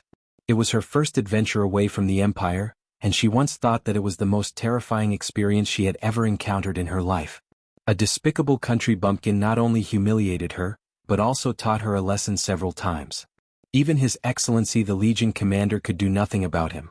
But compared to what she was experiencing now, it was not even worth mentioning. She even felt a faint warmth when she recalled it now. If only I could go back to that time, Vahina was quickly shocked by her own thoughts, and soon fell into lamentation over her current predicament. Brando. Brando? Vahina was a little feverish. Her scalding forehead was pressed against the cold iron wall, and her mind could not help but wander. It was as if these wild thoughts could dispel the worries in her heart. She suddenly remembered that Brando had already arrived in the Empire and was just a stone's throw away from her, but he definitely did not know about her current predicament. Perhaps he still thought that she could help him and save his subordinates. But now, as the daughter of a duke who was once high and mighty, she could not even protect herself. Her future and fate were unknown. Perhaps she would die tomorrow, or perhaps she would drag out an ignoble existence that was worse than death. Oh, that girl called Vahina. I once went on an adventure with her when I was young, but it's a pity that I haven't heard anything about her for a long time. Oh, that girl called Vahina. I went on an adventure with her when I was young, but it's a pity that I haven't heard anything about her for a long time. Vahina's heart felt like it was being stabbed by a knife when she thought of this, and her eyes turned gloomy. Brando soon received news that Lodney's flagship had left the port. Just as he expected, Lodney did not even meet Baron Metz in order to keep it a secret. Being so cautious could be considered a skill. This also allowed Lodney to escape. Otherwise, once they entered the castle, Brando would order the net to be pulled back, and Lodney would not be able to escape even if he had wings. Now, he could only use the backup plan, which was to have the fleet stationed at the outer sea stop Lodney's flagship. It was not that he did not consider detaining Lodney in the port, but he had just taken over the port and had not dispelled the suspicion of the lower and middle officials in the port. It would be unwise to cause trouble at this time. Moreover, Earl Alcon had not decided to completely stand against the Silver Queen. At this critical moment, Brando was afraid of alerting the enemy, so he had no choice but to arrange the battle at sea. However, he was not afraid that Lodney would be able to escape. The warship that Rodney prepared was one of the fastest warships in the Empire's navy. Unfortunately, with such a conspicuous warship docked at the port, it was hard for the people of Aween to not notice it when they took over the port. Marjorie immediately reported this conspicuous warship to Seal. Navy warships rarely acted alone, especially this kind of fast warship. They were usually used to send messages or carry out some special mission. They quickly followed the clues and found out the traces of the messenger that Rodney sent to Fatine Port. In fact, it was through this method that they found out about the information about the convoy. Therefore, Brando had already arranged for someone to tamper with the ship. The quality of the magic crystal used as the floating warship's power source was changed, and some of the spare sails were removed. Lodney was in a hurry to leave the port, so he did not check it carefully. In fact, he did not think to check it because the warship had been docked at the port. Who would cause trouble for the Imperial Navy? And all of this had already doomed his ending. 3 Buga floating warships with red sails disguised as Imperial patrol ships had left the port early and were waiting for Lodney's flagship in the outer sea. Chapter 985. The battle to ambush Rodney's flagship ended faster than expected. Under such circumstances, even the backup plan that Brando and the others had discussed and arranged was not of any use at all. When the Valhalla fleet disguised as the Empire's patrol ships fired their cannons, Rodney thought that there was some kind of misunderstanding and hurriedly ordered the ship to stop and wait for Brando's subordinates to come closer to explain. In the end, when the 3 warships from Valhalla were close enough, he finally realized that something was amiss. Unfortunately, it was too late. The commander on Brando's warship immediately ordered the warships to approach and engage in a boarding battle. The sailors swarmed forward. Although the Knight of the White Legion around Rodney was still prepared to put up a desperate fight, the battlefield they were good at was not in the air. Not to mention, Brando's side had the Valkyrie and the Ash Sword Saint. In less than 15 minutes, the sailors had broken into the lower cabin and forced Rodney and the rest of his squires to surrender. After that, the 3 warships and the flagship docked at the military anchorage near Fathom Port. Brando was notified immediately and brought the Shire and the others onto the ship. When they boarded the ship, the traces of battle on the deck had already been cleaned up. The corpses that were strewn all over the deck were moved away, and the filthy blood was washed away. Rows of sailors in Valhalla Navy uniforms stood on both sides of the ship, and there were obvious traces of battle on their bodies. However, most of these young people's eyes were shining with excitement. Behind them, a few captives were tied up like dumplings and thrown to the side. Rodney himself was not injured at all. He stood beside the cabin door, and the head of the Valkyrie, Brunhilde, was personally responsible for monitoring him. Brunhilde was dressed in military attire as usual. Her face was as cold as ever, and she had a serious smile on her face in front of outsiders. However, there was a bright flame burning in her light blue eyes. She only nodded slightly when she saw Brendel. Being personally watched by the head of the Valkyrie, who was praised in myths and legends, made Rodney's life worth it. However, at this moment he obviously did not think so.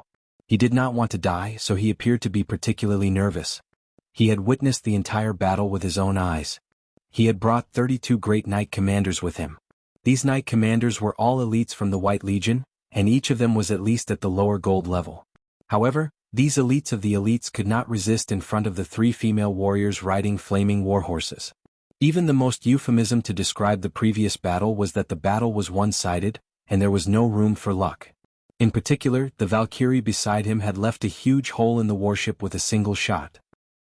What a joke, this was a second-level warship. Although he did not have much ability, he had a good eye. At a glance, he could see that these Valkyries had at least mastered elemental power, and they were not half-baked people who had forcibly raised their power from the peak of gold to touching elemental power. They were genuine powerhouses who had mastered elemental power. Temple Knight commanders and perhaps even more. Why would 3 elemental rank powerhouses suddenly appear in such a place, especially when they were wearing standard equipment? They seemed to belong to some mysterious force. Rodney did not recognize the flaming warhorses they were riding, but to be able to withstand an elemental rank battle, this kind of mount was obviously extraordinary. He could not help but break out in cold sweat at the thought that such mounts could appear in batches. What kind of force in this area could be so powerful? Other than the Holy Cathedral, he really could not think of anything. The biggest lord in East Metz was the Duke of Flower Leaf, but even the Duke of Flower Leaf could not have such strength. Could it be the Holy Cathedral? Rodney knew that other than the clerics, the highest armed knight class of the Holy Cathedral of Fire was the Flame Knight, but there were no women in the Flame Knight class.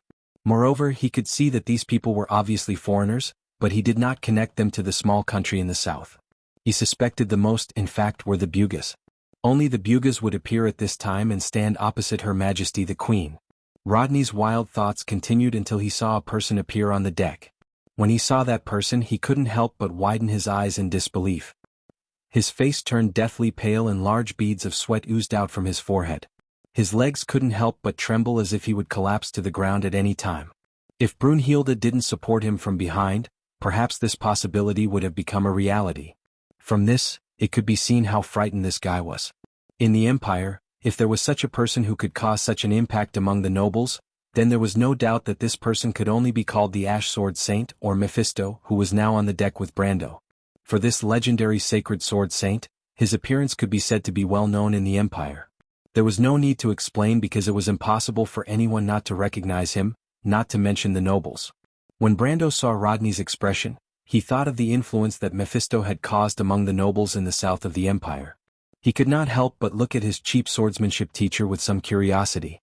He thought to himself, how awesome must this sacred sword saint be to be able to make people so afraid when they have never met him before?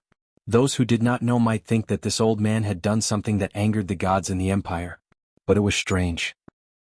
In his memory, the Ash Sword Saint had actually only caused trouble in the Empire twice. From the records, it did not seem to be a big deal. He did not know why these people were so afraid. Was it because they were too worried or there was something else hidden? Mephisto glanced at his student in disdain. He was too lazy to answer this kind of question. Although he hated the Empire for its destruction, he would not waste his time on a villain like Rodney. Of course, he knew why Brando brought him along, and now this guy had achieved his goal. He snorted from his nose and walked to the other side of the deck with one hand on his sword. He looked out at the sea and sky outside the port. Out of sight, out of mind. On the deck, the young people from Valhalla looked at him with admiration. Brando was a little speechless.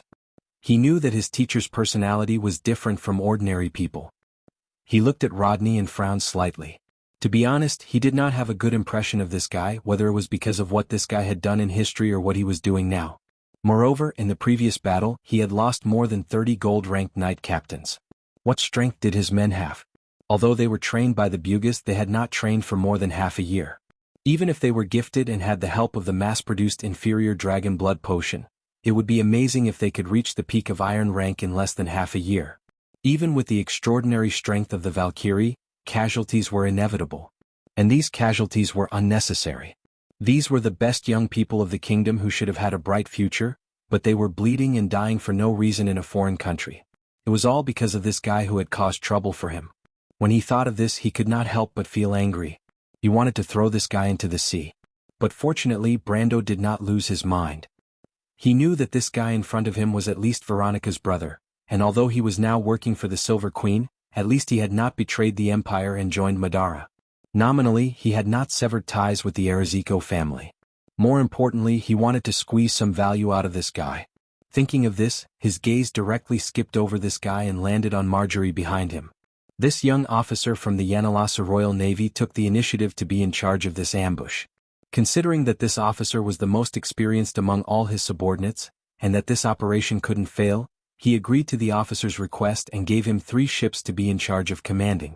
Fortunately, the officer didn't disappoint him and completed the mission beautifully. Marjorie put his hand on his chest and bowed to Brando with the etiquette of a subordinate. He replied, "My lord, with the blessings of the gods, I was able to complete the mission." Brando nodded and smiled. "Well done." It was a simple sentence, but it made Marjorie feel a little excited. But then he realized that he was not in the Royal Navy, and the person in front of him was not his immediate superior. He could not help but be slightly startled.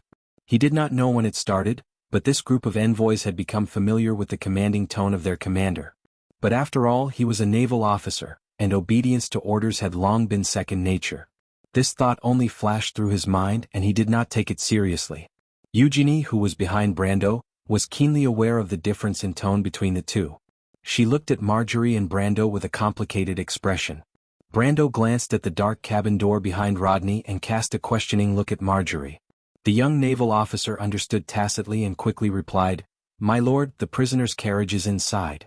As per your orders, I did not let anyone near the cabin." Brando nodded in satisfaction. He did not want more people to know about Vahina's identity. Some things were better left in the dark than out in the open. Besides, he knew that with Vahina's temperament, she probably did not want too many people to see her in such a state. He felt a little complicated when he thought of the high and mighty young lady he met in the loop of trade winds. He thought to himself that this was probably what fate meant. Who would have thought that their second meeting would be under such circumstances? In the dark prison, Vahina was curled up in a corner, trembling. Cold shackles were locked around her right ankle, connected to a heavy chain. She did not know what was happening outside, but she clearly heard the roar of cannons, the sound of fighting, and the violent tremors of the ship. These noises were extremely noisy at first, but it reached its peak at a certain time and then gradually died down. The entire ship became silent. At first, she could still hear the sound of doors being kicked open, heavy objects falling to the ground, begging for mercy, and beast-like howls. But soon even these sounds disappeared. At first, she could still feel the floor of the ship shaking slightly, but later, even the entire ship became still, as if it had fallen into a completely silent world. Vahina didn't know that it was because the ship had docked at the harbor again. She only knew that the terrifying roar of the cannons had scared her so much that she clutched her head and screamed. She couldn't wait for this hellish experience to end as soon as possible. But when everything quieted down, she missed the noise from before. The endless silence made her feel as if her heart was frozen. She didn't know what was going on outside. It was as if she had fallen into a huge unknown outside the pitch-black space. The uncertainty about the future made the Duke's daughter feel as if a giant beast was lurking in the darkness ahead, waiting for her to run into it head-on. She could hear her own heart beating powerfully in the darkness, thumping as if it was the only sound in the world. Fear made her lean tightly against the cold wall. She also tried to call out in a low voice a few times, trying to attract the attention of the guards outside the iron prison. But because of hunger and cold, her voice was as weak as a helpless lamb, and could not be heard outside the iron prison. The great uneasiness finally made her sob softly. At this moment, the sound of metal scraping against metal pierced the dark world. Vahina bounced up from the ground as if she had been pricked by a needle. There were still some tears on her face, but she widened her eyes in horror as she looked around. The sound came from outside the cabin door, and soon a second sound was heard. Vahina could feel all the hair on her body standing on end. She listened carefully and finally heard the sound clearly. It was the sound of someone opening the lower cabin door. She might be a young lady, but she was not ignorant. She knew that in a warship like this, only the engine room door was made of metal, and it was not far from the lower cabin. Is someone coming? Or is it something else? It was as if the beast hiding in the unknown was forcing its way into her. She could feel her little heart beating faster, and soon she heard a series of footsteps. The footsteps stopped not far from the prison and she heard men talking. Pirates? That was the first thought that came to Vahina's mind.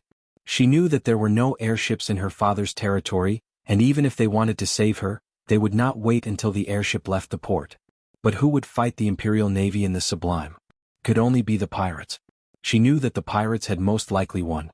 Although she did not know who they were to be able to defeat the knight by Rodney's side, she had heard stories about them since she was young. She knew what would happen if she fell into their hands, especially a young lady like her. Vahina's face turned pale. She wished that time would stop at this moment and never move forward again, or that those boorish fellows would never notice this prison carriage. Unfortunately, things did not go as she wished. Soon she heard the sound of the prison door opening. A creaking sound that made one's teeth ache, and a strong light shone in from outside. Vahina immediately lowered her head and curled up helplessly in a corner. Her heart was at a loss. She was in complete despair. To her this was the worst possible outcome. But there was only a fine line between heaven and hell. She heard a voice asking, "Vahina?" That voice was so pleasing to the ears, like the sound of nature. This rich young miss could swear to the heavens that she had never thought that that hateful voice would be so pleasant to the ears one day. It almost made her hallucinate, thinking that she was hearing things. She trembled and raised her head in disbelief. The light that seeped into the darkness caused her beautiful pupils to contract. Under her originally dazzling and beautiful blonde hair, which was now somewhat messy, her face was filled with an illusion of surprise and ecstasy. She saw the face that should never have appeared, but now it was right in front of her, so real that it couldn't be any more real. Chapter 986. The Shire walked up the stairs of the lighthouse. When he looked up, he saw Brando and the three ladies chatting by the railing on the side of the lighthouse. The Roman lady was giggling, and Vahina had a gloomy expression on her face. She seemed to have something on her mind. Maynard was dressed in military attire. She was leaning against the railing with her back facing the sea. Her long black hair fluttered in the sea breeze. In the distance, the sea and the sky merged into one. The floating clouds were like white mountains rising and falling in the sky. The others were already used to the female knight's silent and meticulous personality. However, they did not see the little Princess Cypher who liked to join in the fun. It seemed that she had dragged the little elf to the port to go shopping. The two ladies had now become best friends with each other. Of course, they did have a common topic and hobby, which was the ability to cause trouble. "My lord." Brando was wearing a black knight's trench coat. The Haurangaya was hanging at his waist. The black rhinoceros leather scabbard was almost pointing to the ground. When he turned around, he noticed that his wizard servant had arrived. He smiled and waved his hand. "You came at the right time. What do you think of the scenery here?" The Shire was slightly startled. "It seems that my lord likes the scenery here?" Brando smiled and shook his head. He reached out his glove and patted the old and mottled outer wall of the lighthouse. "Do you know the origin of this lighthouse?" The Shire subconsciously looked up at the lighthouse. The old lighthouse looked old, but it was just an old lighthouse that could be seen everywhere in the sublime inland sea. He really did not know what this lighthouse meant. "Fathom Harbor has a long history. However, my lord, I have never been here before. I don't know if there are any historical sites here," he replied. "Ha!" Brando laughed and proudly reached out his hand to the merchant lady beside him. The latter stuck out her tongue and reluctantly put a gold coin in his hand. She sighed and complained, "The Shire, you are so useless." "This lighthouse is the famous Tumun Lighthouse." Brando pointed in the direction of the harbor. Fathom Harbor was built in the year of the return of the light. The founder of the harbor was the famous scholar of the cruise, Fathom Freeman. The latter was a descendant of Tumun. He was also one of the few respected Myrnas in the mortal world. Unfortunately, this family could not escape the trial of time and eventually disappeared in the long river of history. This lighthouse was built to commemorate them. After all, Tumun was the bearer of the fire of civilization. He was the wise man who gave the light of enlightenment to the people of Black Iron in the darkness. Unfortunately, not many people can remember this history now. His gaze softened as he looked in the direction of the harbor. In his previous life, he had passed by this place when he left Aween for Farnazane. He remembered that there was an emblem of Farnazane on the door of this lighthouse. Even though it was a few decades earlier than that time, the emblem on the door was still the same. It was just that it was a lot newer. It was a very strange feeling. In both his previous and current lives, this harbor did not change much. He could even find bits and pieces of details from a few decades later. The memories of the past blended into these details, giving him a strange feeling in his heart. The Shire did not know whether to laugh or cry as he looked at his lord betting on him. However, Brando's words had also piqued his curiosity. He looked up at the lighthouse. This ordinary lighthouse was no different from the other lighthouses in the sublime inland sea. It stood between two headlands, overlooking the blue sky outside Fathom Harbor. It was like a lonely old man who had been through the wind and rain, silently and wisely watching the passage of time, leaving only the mottled green and white paint on its body. History formed a huge coincidence and completed a cycle. It had witnessed the decline of the last Myrnas, and now it was about to see them return to the world. So this is the origin of this lighthouse. It's actually not the original one. Vahina suddenly looked up and replied with a hint of pride. The original Tumun lighthouse was destroyed in a fire in 1914. It was rebuilt again, but the rebuilt lighthouse was damaged in the War of the Seven Moons. The one you see now is the second time it has been renovated. Brando turned to look at her, worry flashing in his dark brown eyes. After a night of rest, Vahina's complexion looked much better today. She seemed to have regained her pride as the eldest daughter of the Duke of Flowers. However, he knew that perhaps only by experiencing it himself could he understand what the past month meant to her. It was obvious that the shadow in her heart would not be so easily erased. The princess of the Duke of the Loop of Trade Winds who did not know the sorrow of the world was no longer around. "Miss Vahina, you're trying to comfort me again?" Vahina suddenly turned back and glared at him, her beautiful brows furrowed deeply. "I don't want to quarrel with you, country bumpkin. I'm not as weak as you think. Also," she corrected him with a serious tone, "call me Vahina." Brando stared at her with a frown, thinking that her tough act was no different from when she was in the Loop of Trade Winds. It was just that she looked silly and cute. The Shire laughed inwardly, but he did not forget that he still had business to attend to. He quickly reported, "My lord, the interrogation is almost done." "Oh." Brendel's brows furrowed slightly as he realized what news the wizard brought. In truth, it was not difficult to pry open Rodney's mouth, but the problem was how many secrets he knew about the Queen's secrets. "What did he say?" Brendel asked. The Shire hurriedly replied, "As you expected, Rodney's main purpose is Miss Vahina. The Silver Queen hopes to use Miss Vahina and Duke Helix as hostages to force Miss Vahina's sister to submit to her. That way, she can gain control of the Duke of Flowers' territory. My sister is smart. She will never be controlled by that vicious woman." Vahina coldly interrupted, her fists trembling in anger. Brando gently patted her thin shoulder and asked, "Other than that, where did the Silver Queen's Myrna come from? What does she plan to do? What other secret forces does she have?" "Well," the Shire shrugged, "Rodney doesn't know much about that, but Her Majesty seems to be very interested in the Alkash Mountain. Her purpose of going east is not only to subdue the nobles in the northern part of the empire, but also to open up a passage to the Alkash Mountain. She still can't forget about the final battle?" Brando was stunned for a moment, but he immediately saw the Duke's daughter trembling slightly. Only then did he remember that there were two main paths to the Alkash Mountain from the East Metz. One was in Ludwig, and the other was in the Duke of Flowers' territory. That. Why is the Queen so interested in that place?" Romaine blinked her dark brown eyes and asked curiously. The Shire did not dare to neglect the question of his fiancée. He quickly replied, "There are many reasons. Perhaps it's related to the secret of the final battle, or perhaps it's just because Her Majesty likes that place. Besides, the Alkash Mountain itself is strategically located in the middle of Fanzin, St. Tassel, and Cruz. It's a place where one can attack or retreat." "What about the Myrna people? I don't believe that they came back from the Great Glacier like the rumors say." "My lord, I've asked around.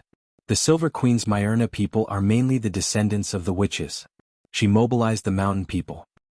"Mountain people? To be exact, it's a branch of the mountain people, the Senia branch. Werewolves?" Brando sucked in a breath of cold air. The mountain people lived in the Latch Mountains to the south of the Flowerleaf territory. But in fact that was before the last era.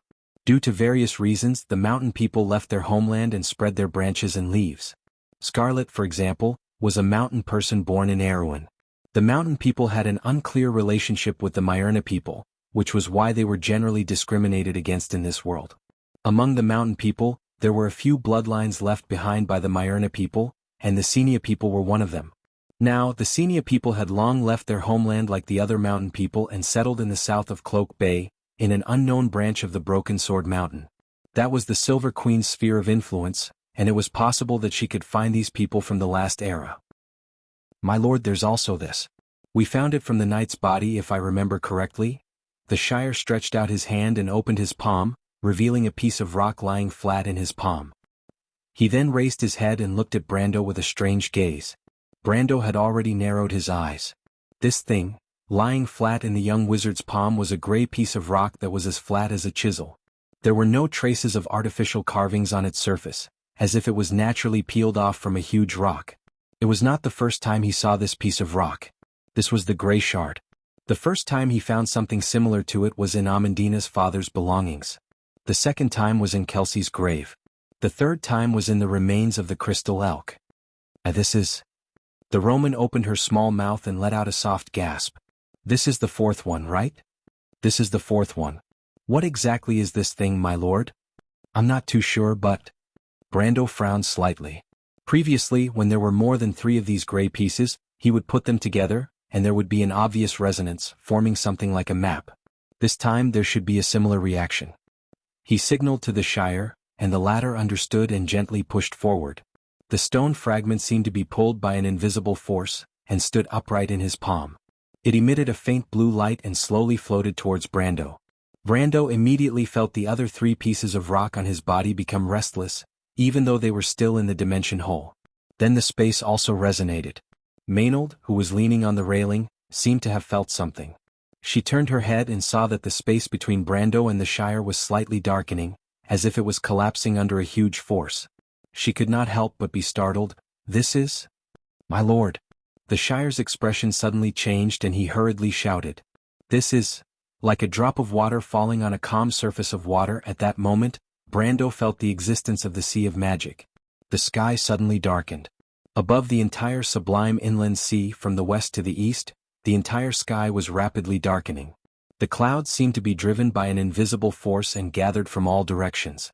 Lightning flashed across the clouds, and the rumbling of thunder rolled from the sky.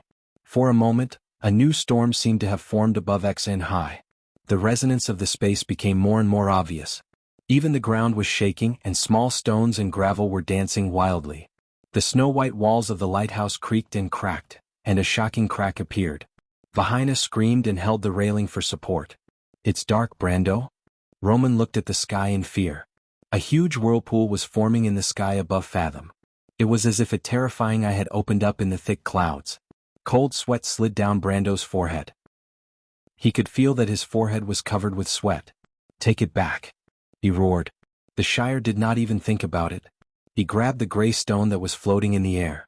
Strangely enough, the moment he grabbed the gray stone, everything suddenly calmed down. The clouds no longer gathered, the lightning disappeared, and the sound of thunder gradually faded away. The trembling of the space stopped in an instant. The sun once again shone in the sky, and the sea was no longer howling. Everything that happened before was like a terrifying illusion. But the huge crack on the lighthouse proved that everything that happened a moment ago was real. It just came and left. There was a lot of noise in the direction of the dock, and from time to time, loud shouts came from there. Is it an earthquake? Is it an earthquake? But these voices were quickly drowned out by the cries and shouts. Brando, the Shire, Vahina, Maynard, and the Roman, the 5 of them stood by the lighthouse, frozen in their previous positions like puppets. Everyone was stunned. After a while, Brando was the first to recover from the shock. He asked a little dryly, "What was that before?" Everyone looked at each other. "My lord." "You don't have to say it," Brando interrupted his wizard servant, his mouth a little dry. "I felt it." That is. The Shire still had some lingering fear. It's the tide of the sea of magic? Brendel recalled the terrifying feeling from before and answered word by word, "No, it's the dusk." The female knight's cold voice sounded at the right time. Brando was slightly startled and turned to look at her.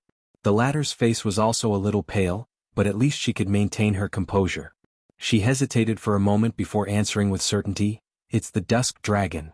At least for a moment just now I felt a peeping from outside this world. But it's definitely not a demon. I have a hunch in my heart that it's there." Brando was silent. In fact, he also felt that terrible pressure even in the game. He had never felt it before. Did this thing summon it? The Shire carefully looked at the gray stone in his hand, sweating profusely, as if he was holding something terrible. "What the hell is this? I think it shouldn't be." Brando frowned. He faintly recalled the feeling of being peeped at. That huge power seemed to have broken through the barrier between the sea of magic and the wand in an instant and descended on the sky above Fathom Harbor. However, this passage was not opened by the resonance of the gray stone in their hands. Rather than calling it a summoning, it was better to say that it was a forced descent. On the outskirts of Nazir, a pair of golden eyes that looked like burning flames slowly opened in the darkness. The owner of this pair of eyes that was hidden under the branches and leaves suddenly sat up from the bushes, making a rustling sound. It was the third day after leaving the Imperial City. Sydney subconsciously touched her chest. This action affected her wound, and she could not help but frown. The statue of the Saintess of the Lion Palace was no longer as elegant and calm as she usually was. Her face was covered with dust mixed with blood. But fortunately at least that thing was still there, hidden under her thick clothes. This made her feel a little more at ease. She subconsciously raised her head and looked in the direction of the coastal area to the east of Metz in confusion. Why did the sea of magic suddenly become turbulent? What was resonating with this thing? A trace of doubt surfaced in her mind. Chapter 987. The rustling cold wind swept across the dry land of the plateau, and the sparse vegetation shook violently, bowing down to the cold and harsh monarch. Fawaz stretched out his snow-white paws and caught the snowflakes falling from the sky. Thin, sharp claws stretched out from under the fluff, flickering with cold light.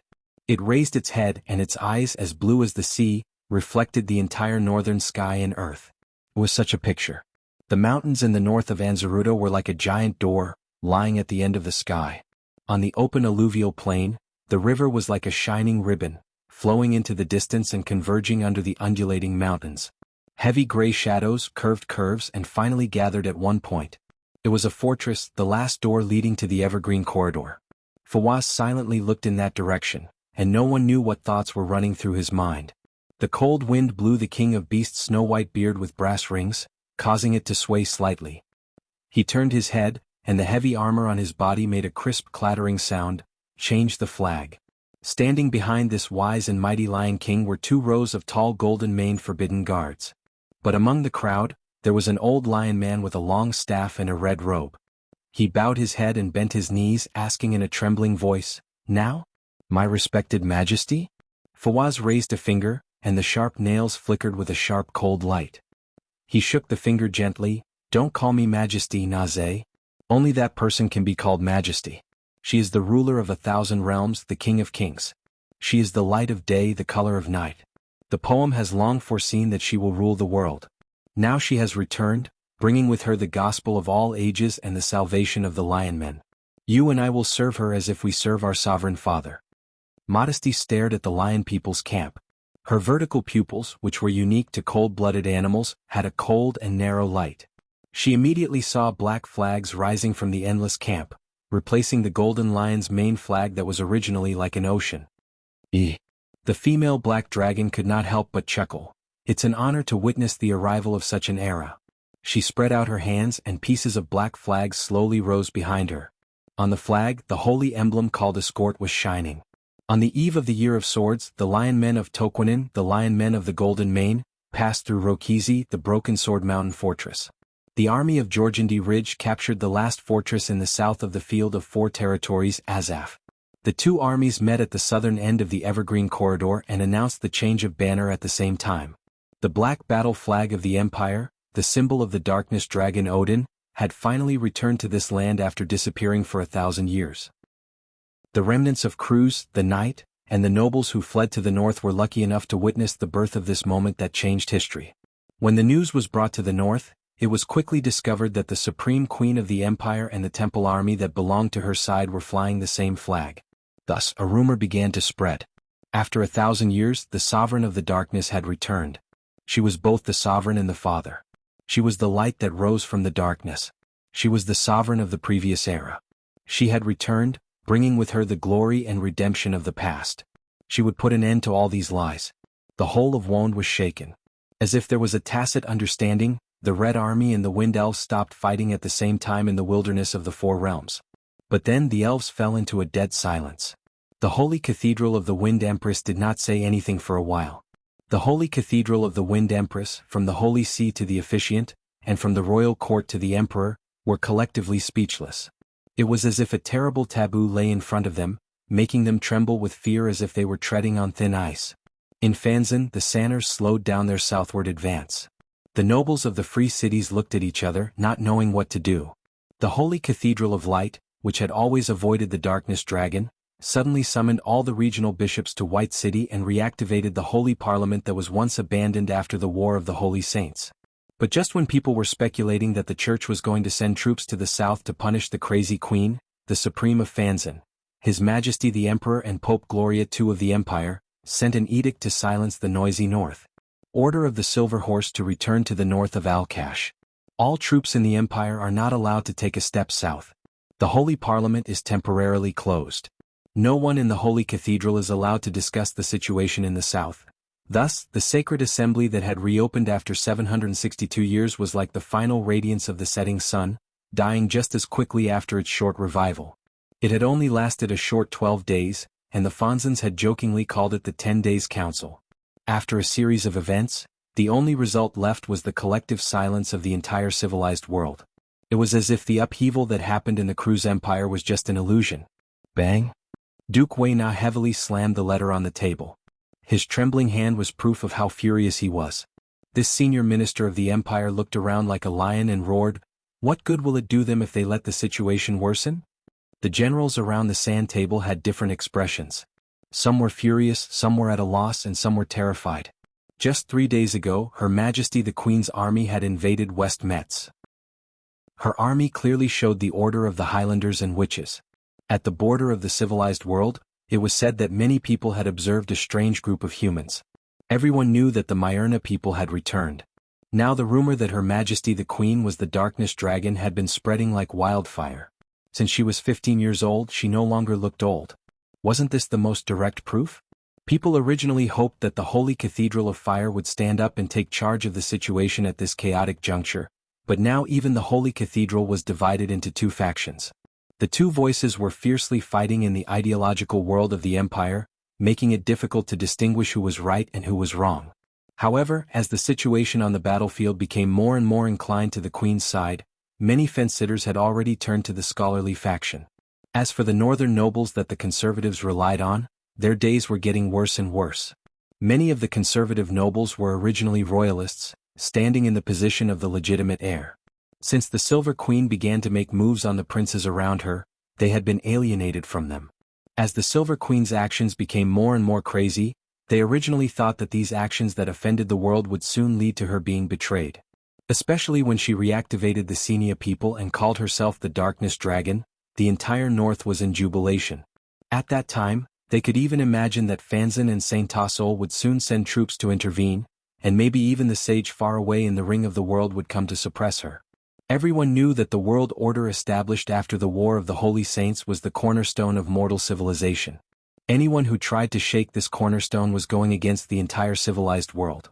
And at this moment, this crazy Her Majesty the Queen stood on the opposite side of the entire civilized world. Her fate was obvious. The northern nobles were celebrating, thinking that victory was in sight, but the reality that followed shocked them. They were even at a loss. The silence of the Holy Cathedral of Light and the Holy Cathedral of Wind made their hearts drop to the freezing point. They even began to doubt their own worldview. What was wrong with this world? However, the silence of one side often meant that the other side was more arrogant. The nobles of Cloak Bay, who were still hesitating, instantly joined the Queen's camp. The imperial fleet, which had always been controlled by the Holy Cathedral, also fell into the arms of the scholastics. In addition, the Lionmen south of the Evergreen Corridor and the army of Georgindy Ridge suddenly changed sides. All of a sudden, the entire north fell into a situation of isolation and helplessness. Although the White Legion, which was entrenched in the north of the Evergreen Corridor, had not yet expressed their stance, everyone knew of their relationship with the Queen. In fact, the nobles on Ludwig's side had long given up hope in East Metz. They were even estimating the speed of the White Legion's advance. As news from all directions had long been cut off, they could only guess that Fathomport might have already fallen by this time. They just didn't know how long the Flowerleaf territory could last. However, the Duke of Flowerleaf was still under house arrest in the imperial capital. It was likely that his two daughters wouldn't be able to hold on for long. In this way, Ludwig was fighting alone. To make matters worse, the eldest son of the king had gone missing in Erewhon. The military nobles had lost their moral footing. If it weren't for the Silver Queen revealing her identity as the Dark Dragon and causing the Holy Cathedral to split, they would have probably become a group of traitors by now. In the crowd, an old man in a holy robe sighed. Duchess Weena looked at him and said angrily, "Bishop Randall, you tell us. Are those damn tree sticks and northern barbarians still thinking of benefiting from the battle? Don't they understand what kind of situation they are in now? That crazy woman claims to be the Dark Dragon and intends to restore the rule of the Myrna people. She is blaspheming the sacred covenant, but those people are turning a blind eye to it. This is outrageous." Randall laughed bitterly. "You can't blame them. You and I are both people who experienced the last holy war. You should know what happened at that time. It's just that the things we saw at that time were too bizarre, and it made people suspicious." "But you are still standing here," the Duke interrupted him heavily. "Instead of throwing yourself into the arms of those traitors, this shows that it is only their weakness that has caused them to waver." "Old friend, you can't say that. I can't prove that my choice is right. I just don't want to betray the belief I have for so many years. There is no right or wrong in history, only victory and defeat." The Duke waved his hand impatiently. "The War of the Holy Saints has been going on for 1,000 years since the Iron Folk took over this world. Is history wrong for 1,000 years because of this? This is nonsense. Only a lunatic would believe such a thing. At least, I will never admit it, and I will not let that crazy woman succeed so easily." "You are right, old friend." Bishop Randall sighed again. "What do you plan to do now? It's very troublesome." Duke Weena rubbed her forehead. "Militarily, we are in a very disadvantageous position. That crazy woman has an endless stream of trump cards in her hands. Those messy things come out of nowhere and beat us back. There is also the Lion Army in the south and those Earthlings. However, I am most worried about the Empire's fleet in Cloak Bay. If they head to the North Sea to block the sea route, then this war will really be impossible to continue." These words made everyone in the tent frown. This was the most realistic thing. The northern nobles, who originally controlled most of the Empire's military strength, were being beaten back by the Queen. They were about to lose the entire West Metz, and the betrayal of the Empire's fleet was a fatal blow to them. Now, most of the supplies in the north came from the sea route outside the North Sea. If the Empire's fleet headed north to block this supply route, then this war would really be impossible to continue. Duke Weena patted the map heavily and said, "I plan to ask the dragon race for help." "Dragon race? This is a way." Bishop Randall's eyes shot out two rays of light. The dragons were also involved in that incident back then. Now that the three traitorous dragons have appeared on the ground with great fanfare, the dragons will definitely do something about it. At the very least, they will make Georgindy Ridge withdraw unilaterally. Otherwise, with the three dragons on the enemy's side, it will be too much of a threat to us. Duke Weena nodded. "This is not the key, old friend." He added calmly, "The dragons are not fools. They have already made their move. They might even know about this earlier than us. As far as I know, before that crazy woman made her move, they sent an envoy to the Empire. However, that envoy did not arrive in the Empire. It can be said that he was a step late. If the time is correct, this envoy must still be in the Empire." "Envoy?" Bishop Randall raised his head in surprise. "Why haven't I heard of this? Who is it?" "I got the news by accident. Because the first person that the Dragon Clan contacted was actually the eldest son of the Emperor, it can be seen that they don't trust that crazy woman. As for who exactly they sent the envoy, I don't know, but I do know that it should be a silver dragon." "A silver dragon? That's a very high standard." "This shows that the dragons value this envoy," Duke Weena replied. "Then we have to hurry and find this Lord Envoy. I have already arranged for people to look for him. Unfortunately, there is no clue at the moment." Perhaps the Duke's suggestion sparked Randall's thoughts. The bishop suddenly said, "What about the Buga people? They have always been on the same side as the dragons. Don't they have anything to say?" Duke Weena was slightly startled. It seemed that something was on her mind. Her expression became a little strange. "Speaking of these sly fellows, they did have something to say." "Sly fellows? Something to say?" Bishop Randall did not notice his old friend's expression. "What do you mean?" "It's like this. I suddenly remembered about the Buga people 2 days ago. Then I found out that they had withdrawn all the diplomatic personnel just before that crazy woman made her move." "But..." The Duke hesitated for a moment and continued, "But they left me a letter. The meaning of the letter seems to be that they do not support that crazy woman's actions. They hope that we can stand our ground. We stand our ground. They are taking advantage of us. Those damn wizards want to get what they want." Everyone in the tent suddenly cursed. To put it bluntly, they just want to sit on the mountain and watch the tigers fight. The bishop frowned. But the Buga people have been around for thousands of years. They should not be so naive. Can't they see that we are no match for Her Majesty? If this continues, we will lose sooner or later. Don't forget that being isolated from the rest of the world has always been their strategy. Duke Weina replied faintly. Randall nodded, but he felt that it was not that simple. At this moment, a messenger opened the tent door and walked in. Duke letter. Letter? Duke Weina was slightly startled. She looked at the letters from Fanzan and Saint Tassol in her hand and asked with a frown, "Whose letter is it?" "I don't know, sir. But the letter came from the direction of Fathom Port." Fathom Port? The Duke was startled for a while before he remembered where it was. It was not because the place was too small, but because he did not expect it. He pointed at the letter and asked, "This is a letter from the White Legion. Why did they send a letter? Are they going to change sides too?" His words were full of disdain and sarcasm. But the messenger shook his head honestly. "No, sir. I'm afraid it is not a letter from the White Legion. The person who sent the letter is Erwin's man." Erwin's man? This time Duke Weina was really stunned. Chapter 988.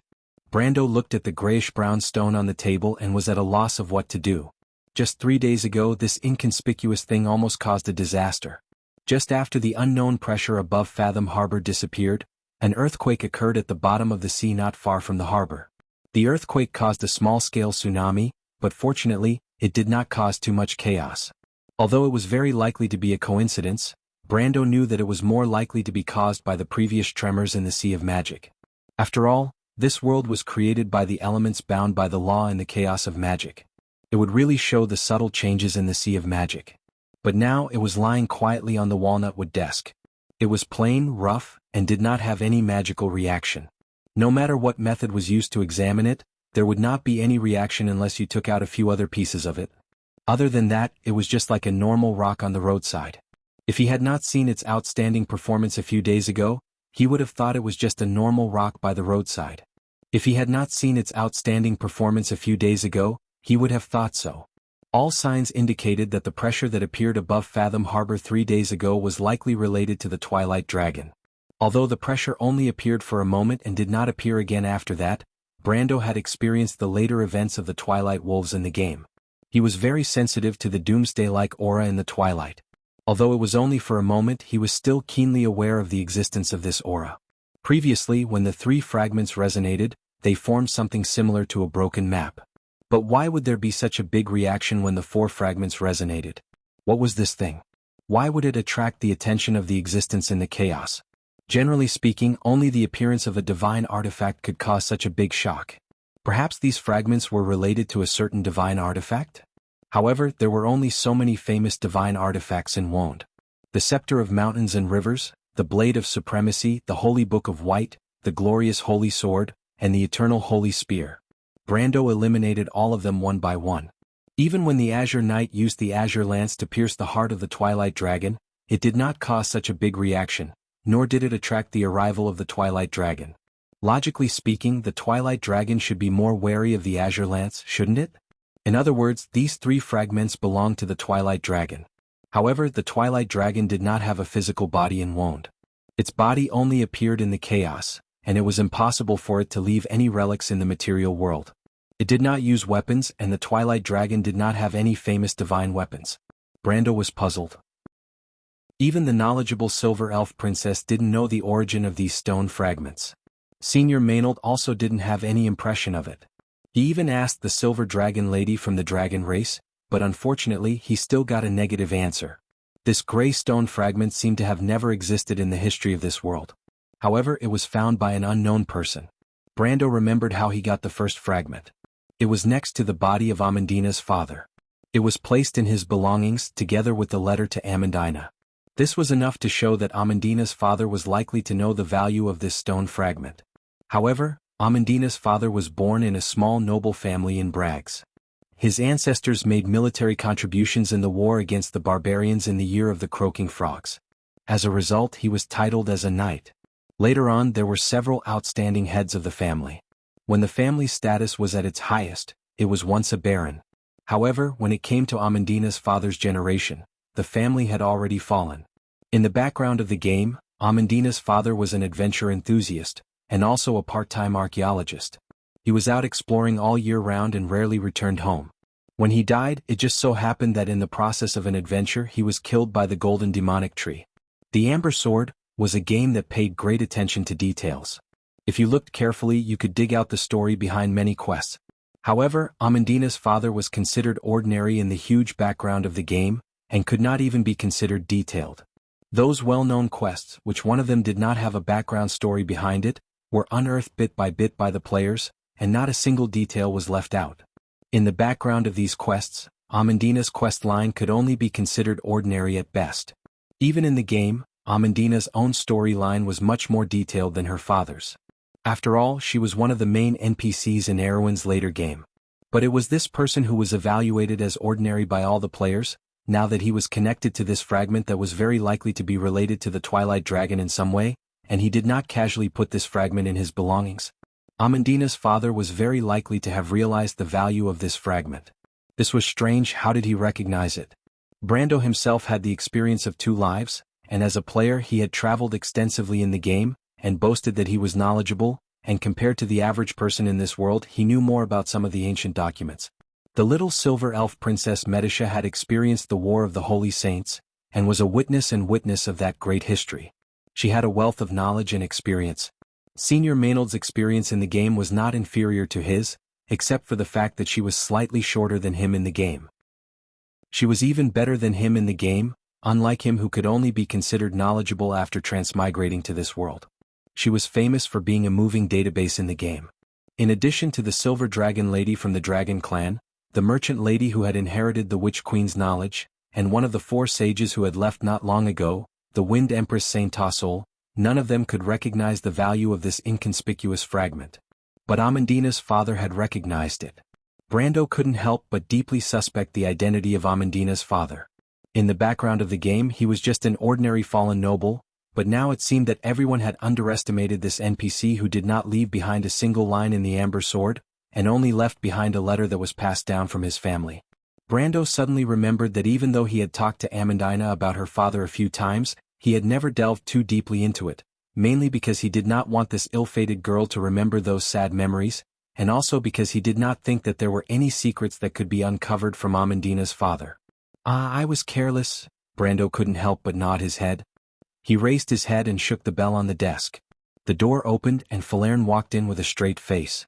Ever since she became Medisha's night guard, she was even more rude to her previous master, Brando, but she was still able to fulfill her duties as Brando's personal secretary. Brando saw that there was a little tale behind Falerne. It was not her sister Tia but the Roman lady. The merchant lady was used to coming uninvited, and she winked at Brando. Before Falerne could speak, she spoke first. "Brando, I have something to talk to you about." "What do you want this time?" Brando asked with a frown. It was not that he was not happy to see his fiancée, but the Roman seemed to be particularly interested in the stone fragments that could cause the sky to change colors. There were a few times when she wanted to trick him into giving it to her. How could Brando be at ease with giving her this thing? Wouldn't that be the same as giving a time bomb to a terrifying breakup? He would definitely not do such a stupid thing, but the merchant lady's ability to pester people was unparalleled, to the point that he would have a headache whenever he saw her face. "This time it's official business, Brando," the Roman said with a smile. The witches seemed to be saying some strange things. Brando's face became serious when he heard this. This day had finally come. The Wind Empress had already told him that there was more than one inheritance of the Dark Dragon, and the witches only listened to the legitimate heir of the Dark Dragon. However, there was still a huge disagreement in the witches' kingdom about who was the legitimate heir. The witches in Erwin's territory were more inclined to Brando's side. One should never underestimate the witches' influence in Erwin's territory. In the game, Erwin had another name which was known as the Kingdom of Witches. Although Erwin was small, there were several important witches in its territory. For example, the legitimate heir of the Dead Moon Branch, Ifiro, the legitimate heir of the Dead Moon Branch, Sugarpot, the legitimate heir of the Dead Moon Branch, and the successor of the Dead Moon Branch, Supreme Witch Micaiah, who was also the little lowly Brando met in Shallow Water Town. In addition to the legendary Witch of the Harp Moon, there were 4 legitimate inheritances of the witch branches in this small kingdom. The strength of the witches in this kingdom was evident. Moreover, these 4 witches' inheritances were not ordinary inheritances. Almost all of them had the highest status in the kingdom of witches. Among them, the witches of the dead moon were the guardians of the kingdom's law. Their status was second only to the witch queen and the witch of the 13th moon, the black moon, which only existed in myths. The witches of the dead moon were known as rebellious witches. The ideology of this inheritance was often contrary to other witches, and could be said to be deviant. However, there were often shocking experts in this inheritance. For example, Micaiah, who later became the supreme witch, and her teacher, false queen Aska. As for the witches of the harp moon, the most mysterious prophet, Brando once suspected that they were likely to be his Roman aunt. This inheritance was not famous in history, but it was very famous in the kingdom of witches because they were the earliest followers of the dark dragon. Finally, there were the witches of the dead moon. Brando witnessed the Battle of Sugar Pot with his own eyes. This witch's inheritance was already the worst in Erewhon's territory. Not to mention, Brando later found that the witch queen's inheritance was still in Erewhon. In fact, he even suspected that the inheritance of the 4 witches in Erewhon was most likely arranged for the witch queen's inheritance. In this life, Brando obtained the dark dragon's inheritance relatively early. In addition to his previous performance, the voices of the witches in Erewhon's territory had the upper hand in the kingdom of witches. Because of this, many witches from other countries even came from afar to seek refuge with Brando's forces. Some of the witches he later accepted came from Fanzan and even the edge of the Great Glacier. For example, the bloodlines of those remote inheritances. However, the voices of the witches in Erewhon's territory had the upper hand, but it did not mean that there were no other voices. In fact, when Brando's power was at its peak, most of the forces in the kingdom of witches were still conservative.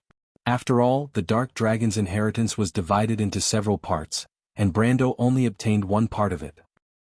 In addition to the conservative forces, the biggest voice of opposition came from the witches in Cruz's territory. These witches had obviously followed the Silver Queen long ago, and they obviously believed that the person they followed was the true orthodox. But before this, the conflicts between the witches were still lurking under the surface. However, it could only be regarded as a turbulent undercurrent. On the surface at least they had not fallen out with each other. But this superficial peace only lasted until the Silver Queen revealed her true identity. Just a few days ago, Brando had heard about the Jorgandi Ridge's army and the Lion Men's army changing flags. 1,000 years after the War of the Holy Saints, the flag of the Myrnas was once again flying on the earth. This incident had obviously given the witches in Cruz a shot in the arm. Moreover, there were various signs that indicated that the Silver Queen was likely to be the true orthodox dark dragon. First of all, this queen held at least 2 inheritances in her hands, and there might be more. Even the current Brando was only on par with her. But the key was that the Silver Queen obtained Odin's inheritance from the battlefield of the final battle. She knew more about the history of the past, and the path she was taking was obviously the one that Odin had taken. And all of this showed the legitimacy of this queen. These days, Brando had learned from various sources about the surrounding areas of Fathom Port. There were many suspicious people who had appeared. Most of these people were the mountain people, the Senia people, and even some people had seen the legendary black-haired, golden-eyed Myrnas. These people mostly came from one place, the Great Glacier. They only went to one place, the capital of the Cruz Empire. There were various signs that indicated that the Dark Dragon had revived. The empire that was once above the entire Wond was reviving. This was undeniable legitimacy, just like the black flag that the Silver Queen Constance had raised. Such changes would naturally have an impact on the witches' kingdom. The biggest change was that the witches' support for Brando had gradually begun to lean towards the Queen's side. Even many of the previously conservative forces had begun to make a choice. This was news that Brando had already known. In fact, Sugarpot and Babasha had already warned him. And now, from what Miss Merchant said, even the witches who had originally sought refuge with him had begun to waver. This was not a good sign. Brendel furrowed his brows. Chapter 989. Roman was usually not very interested in the affairs of the witches and rarely bothered to deal with them. However, she had the former Witch Queen's contracted spirit, White Mist, by her side. White Mist believed that Romaine was the successor chosen by the Witch Queen, and that she was the person who would be in charge of the entire Witch Kingdom in the future. As for the Witch Queen, in her opinion, she was just a usurper who held the seal. In fact, there was nothing wrong with this statement. In history, after the Witch Queen died, there was no designated successor. The power of the witches was safeguarded by her maid when she was alive, and she became the regent, in name. After the First Era, even the word regent was rarely mentioned, and the title of which queen, was directly used. However, the witches had a long history and there were many witches in the Bunasan kingdom who knew about this. Since this was the case, White Mist certainly could not allow the power of the witches to fall. However, Romaine's interests were all in business, and she could not persuade her, so she had to do it herself. As a contracted spirit who had lived for thousands of years, she actually did the same thing when she was by the Witch Queen's side. Now that she was facing these juniors, she was naturally familiar with it. With her unique background, she quickly subdued Babasha and her people, and planted a series of spies among the witches who were under Brando's banner. In this way, as soon as there was an unstable factor among the witches, White Mist got hold of the news and woke Romaine up. Although Romaine never cared about her subordinates in name, she knew the importance of these witches to Brando, so she put down her own matters and rushed over, which led to her meeting with Falerne. According to White Mist's information, the main cause of the change in the witches' camp was Anwen and her witches of the Moon of Cup. She and the witches of the Moon of Sword were introduced by Babasha to join Brando's banner, and could be considered as the earliest batch of witches to join Valhalla. Brando listened to Roman's description and thought of the two women. He could not help but frown deeper. He originally thought that the witches were just playing tricks, but the problem was more serious than he imagined. Even the witches who joined him first had other ideas, not to mention the fence-sitters who joined later. White Mist also specifically mentioned Anwen's background. The witches of the Moon of Sword were mainly active in the north of Erewhon. There were actually many Cruz's people in this witches' camp, and they had a deep relationship with the witches of Anzaruta. In fact, the witches who joined him in the Silver Bay area were introduced by Anwen. The Silver Bay area was east of Anzaruta, and there were a series of loose principalities and city-states. Almost all of them were vassals of Cruz and Saint Tassol. There were a few witches with a long history here. Brando originally hoped to use them to get closer to these small countries, and open up the passage from Erewhon to Saint Tassol, to achieve the goal of suppressing Cruz. However, now that Anwen had sided with the Silver Queen, these witches were naturally unreliable. Fortunately, according to the information obtained by White Mist, the witches of the Moon of Sword had not been affected. Brando remembered the middle-aged witch named Krull. When he first met her, she did not leave a deep impression on him. He only remembered that she was a tall and thin middle-aged woman who always wore a hood and rarely showed her face, as if she had no interest in anything. When she first came to meet him, the nominal Dark Dragon, under the introduction of Babasha, she also had an indifferent expression and was not as enthusiastic as Anwen, even if it was only on the surface. Brando subconsciously knocked on the table with his knuckles. He was suddenly a little curious about this witch. The witches of the Moon of Sword were not like the witches of the Moon of Sword that Babasha and Sugarpot belonged to. As the witches who first joined him and had personally witnessed him display the power of the Dark Dragon, Babasha and her people were his natural allies and also his most reliable subordinates. There was almost no possibility of them betraying him. However, the witches of the Moon of Sword were different. Their relationship with him was even more estranged and could not be compared to Anwen and her people. Brando could not help but feel a little strange. Why was it Anwen and not Krull at this juncture? Was it because Krull and her people were too slow and did not realize it? Brando shook his head in his heart. He felt that this reason could not convince him. Although the deeds of the Silver Queen were not widely spread across the entire continent, it was spreading at an astonishing speed from Metz, Cloak Bay and Ludwig to all directions. Now, even people in the south of Fanzan and the Great Glacier had heard about the news of the Dark Dragon's reappearance. As the center of the storm, how could Krull's people not care? Moreover, they were the witches who were most closely related to this matter. Then the question was, what was it that made Krull and her people fearless and not worried that they had sided with the wrong people? To be honest, Brando felt that the queen who was far away in the imperial capital might be the true inheritor of the Dark Dragon. This was because he had never thought of using this identity. In his opinion, Odin was Odin and he was himself. Although he had received the inheritance and power from the Dark Dragon, so what?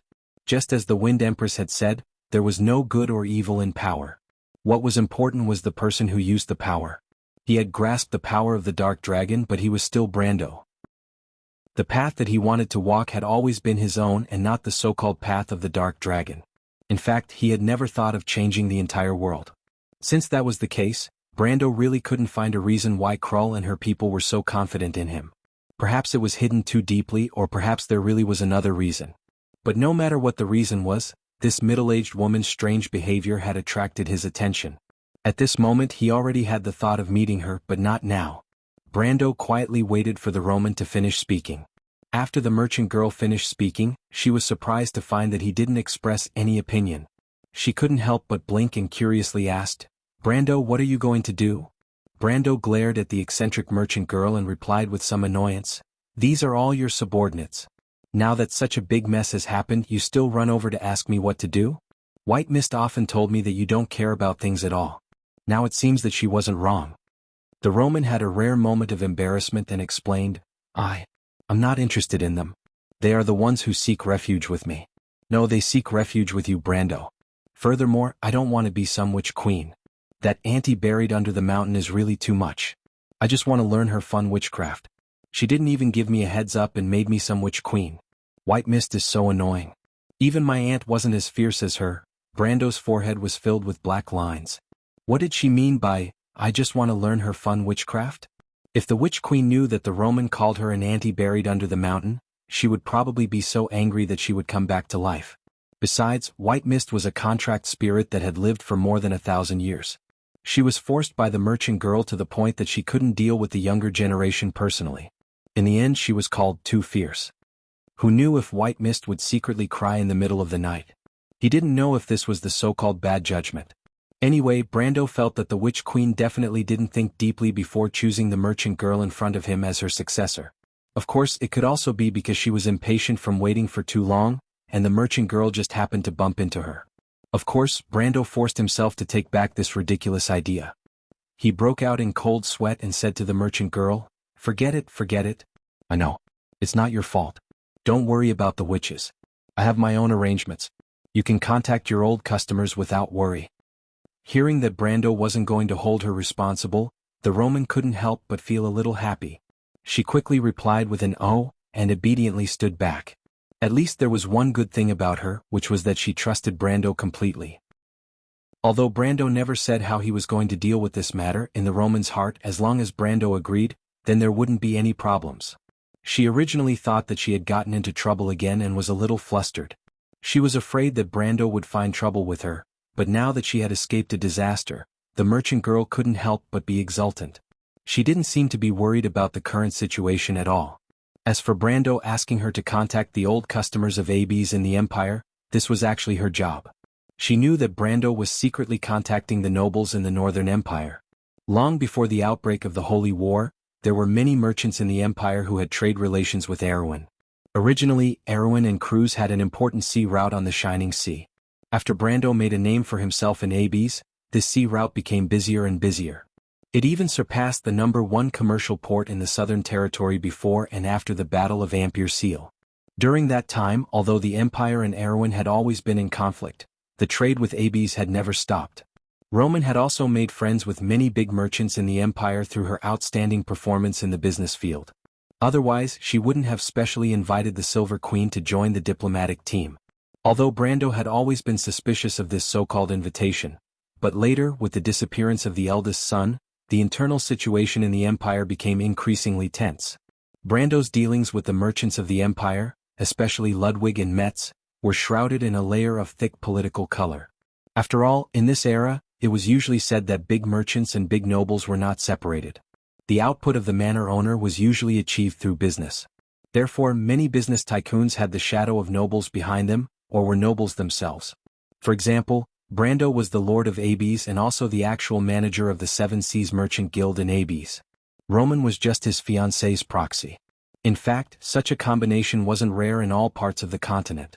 The nobles either did business themselves or through agents. Therefore, the trade between countries often had deep political undertones. The simple business dealings in the early stages of Ferber Hill's development were a rare phenomenon. After the disappearance of the eldest son, Brando, Veronica, and Mangrove, the head of the Black Legion, had actually formed an alliance. Veronica mainly wandered around the imperial capital, seeking supporters in the center of power. Mangrove operated Ludwig as the model and banner of the military nobles. Brando began to consciously contact the nobles in the north, mainly through the Roman channel, exerting influence on the commercial level and seeking more allies. This plan had been in progress for quite a long time, almost half a year now, and the results were quite fruitful. After all, Metz and Ludwig were originally the traditional sphere of influence of the military nobles. The ABs that Brando belonged to only played the role of threading the needle. Veronica and Mangrove could not fulfill this role under the eyes of the Silver Queen, but the Queen probably never dreamed that the lord of a small kingdom thousands of miles away dared to plot against her. Today for Brando it was the season of harvest. Brando saw the merchant girl's eyes darting around without a word and knew what she was thinking. He shook his head slightly. Although the turmoil of the witches was still a problem for him, it was actually not the most important thing at the moment. After he calmed down, he actually had a plan in mind. Of the 3 witches' inheritances that had sought refuge with him, at least 2 would stand on his side, and the remaining 1 would not be able to cause any trouble. That woman called Anwei, the current successor of the Witch of the Moon Cup, wasn't considered an outstanding figure in history, but she was rather famous. It was just that she was famous because she was the stepping stone of that famous arrogant woman, the Supreme Witch Micaiah. Who would have thought that in 2 lives, this woman actually hadn't made any progress at all? After all, history was inevitable. Brando suddenly thought of this sentence and he could not help but think of the little girl he met in Shallow Water Town. He shook his head, expelled this thought from his mind and looked up at Falerne. But before he could open his mouth, the icy wild elf lady had already spoken first. "My lord, what I want to say is similar to the Roman lady, but the target is different." Falerne paused for a moment and stared at Brando, as if she was disappointed in him for not living up to her expectations. "I want to talk about those cruise people." Chapter 990. The Kurlutz people that Falerne was talking about was naturally a group of Kurlutz southern nobles led by Count Alcon. Since they arrived at Fat-Tan Port, these southern nobles were still quite well behaved at first, probably because they knew that they were already tied to Brendel's boat. The army of Georgindy Ridge and the Lion Beast men in the south could attack the Evergreen Corridor at any time, and if they didn't hold onto Alwyn's fleet tightly at this time, wouldn't they be courting death? Coupled with the news of the civil war in the Bankel area, the Queen had split the Holy Sanctum and suddenly claimed to be the successor of the Darkness Dragon, which made them feel at a loss. Thousands of years of deep-rooted beliefs had suddenly collapsed, and no one could accept such a thing. Therefore at the beginning, Count Alcon and others were considered to be united against a common enemy, and obediently restrained the low-level officials who managed Fathom Port. On the other hand, they actively contacted the northern nobles, trying to find an alliance to resist the crazy Queen. However, as the situation of the war took a turn for the worse, the nobles east of Metz could not resist the Queen's army at all, and they were defeated one after another. It seemed that almost in an instant, the army of the new Holy Sanctum had arrived at the door of Ludwig. Although they had not yet fought with the Black Legion, they already had a great advantage in the situation. Coupled with Veronica's house arrest, the Azure Legion was slow to respond to the uprising of the northern nobles. So soon, people could often see the remnants of the defeated nobles on the front line of Fathom. Various versions of the rumors also spread. First, the nobles of Cloak Bay defected, then a few unfamiliar armies suddenly appeared under Her Majesty the Queen. Today the Senia werewolves attacked Motahabi Castle, and tomorrow the mountain people swore their allegiance. There were even rumors that even the Azure Lance was in the hands of Her Majesty the Queen. All signs showed that the strength of the Empire's Empress was increasing day by day at a speed visible to the naked eye. It was as if the Silver Queen, who was alone at the beginning, had occupied 1/3 of the Empire's sphere of influence in the blink of an eye. At this time, the new Holy Sanctum was already a behemoth that could not be ignored, even suffocating. As a result, the southern nobles who were not firm enough began to waver. However, this wavering was only spread among the lower class until the sudden change in allegiance of the Lion people and the army of Georgindy Ridge gave them a fatal blow. In fact, Count Alcorn and the others did not have any real feelings about the civil war in the north. Because Brando had tightly sealed off the port, the first-hand news they received was almost all from rumors. These rumors could make people panic, but it was hard to say how real they would be. However, these nobles' fear of the Lion men and Georgindy Ridge's army, especially Georgindy Ridge's army, was deeply rooted. They had witnessed how the army destroyed their homes, drove them out of their own land and made them live in exile like refugees. They even had to live under someone else's roof. If it were not for Georgindy Ridge's army constantly threatening the Evergreen Corridor in the east, why would they be trapped here? But at this moment, the Lionmen and Underground Lords had clearly expressed their support for the Dark Dragon, and the situation became a little delicate. Who was the Dark Dragon now? She was no longer the Myrna Emperor from 1,000 years ago. She was also the Silver Queen, a citizen of Cruz. Although the nobles cared about their beliefs, they ultimately cared more about their identity as citizens of the Empire. This was the guarantee of their status and the source of their pride. Survival was the most important thing, but status and power were also what they pursued. Before this they couldn't have their cake and eat it too. But as the situation changed, the nobles who fled from the south suddenly realized that the answers to these two choices seemed to be gradually merging into one. What should they do if they wanted to keep their lives and status? At least for now, surrendering to Her Majesty was the only possibility. No matter what, she was at least the Emperor of Cruz. Although she had divided the holy sanctum, she could still be considered as the legitimate ruler. Subtle changes quickly occurred in the hearts of these fugitive nobles. Even the upper-class nobles, including Earl Alcorn, began to gradually lean towards the side of surrendering. At this moment, Brando's disadvantage as a citizen of Erewhon was particularly highlighted. Before this, he could still ask these nobles in the name of their beliefs. The Holy Cathedral of Fire was a religion that transcended countries and had been deeply rooted for thousands of years. Although there were huge differences between Erewhon and Cruz, they at least had one thing in common. That was, they had the same beliefs. In the name of religion, it often made people ignore the differences between countries. But this reason soon became untenable because after the threat to their lives disappeared, the new religion established by the Silver Queen seemed to be less unacceptable. The difficult choice in this war had quietly become whether to reform or remain conservative. People seemed to intentionally or unintentionally avoid the Silver Queen's identity as the Dark Dragon. In fact, Brando was very clear that the current situation was ultimately caused by the lack of legitimacy of the nobles in the north. After all, regardless of the identity of the Silver Queen, she was at least the Emperor of the Empire. Although she had divided the Holy Cathedral, she did not betray the Empire. Simply put, the woman intended to put the royal power above the religious power. Although this approach was somewhat heinous, it was not unacceptable for the nobles. Perhaps, except for those who were loyal to the Holy Cathedral of Fire, no one would be willing to go against the Queen on this issue, especially in a situation where their lives were in danger. The nobles in the north stood against Her Majesty because they were supporters of the eldest son of the emperor. However, the exiled nobles in the south did not have such scruples. Even if some of them were loyal to the Holy Cathedral, now that the Holy Cathedral was divided into two, who would they be loyal to? Therefore, this war was not on the side of good and evil, light and darkness from the beginning. It was just a pretense. This was a civil war. Brando had always been very clear about this. Although he had used this reason to fool Count Alcorn and the others for a long time, the nobles of the empire were not stupid. It was time for them to react. It was time to give them a strong dose of medicine, Brando thought. He quietly listened to Falern's explanation. In fact, what the wild elf girl wanted to say was similar to what he had imagined. At least, it was not as unexpected as the internal strife of the witches. He even felt that the southern nobles were a little too slow.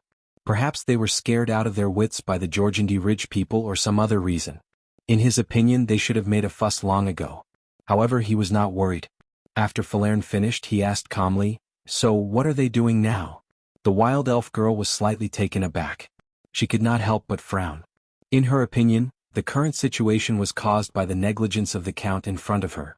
In these days, Brando did not strictly control the news, nor did he prevent the nobles from escaping from the front lines to enter the port. He only prohibited them from leaving. The nobles of the Cruz people also did not restrain them. It could even be said that they did not do anything. Other than maintaining the normal operation of the port, they probably sent messengers to contact the nobles in the north, and the rest was to study the useless stone all day long. When she thought of this, Falern felt a sense of disappointment. She felt that the Count in front of her had been idle all day since the establishment of Abes. Even though Erewhon had made great achievements in her opinion, it was only because of good luck. Or it could be said that it was all because of Amandina and the Roman girl's ability. Otherwise, it would be a problem for the territory to operate normally. She thought that after he became the Count of the kingdom and also the leader of this diplomatic group, he would be more restrained.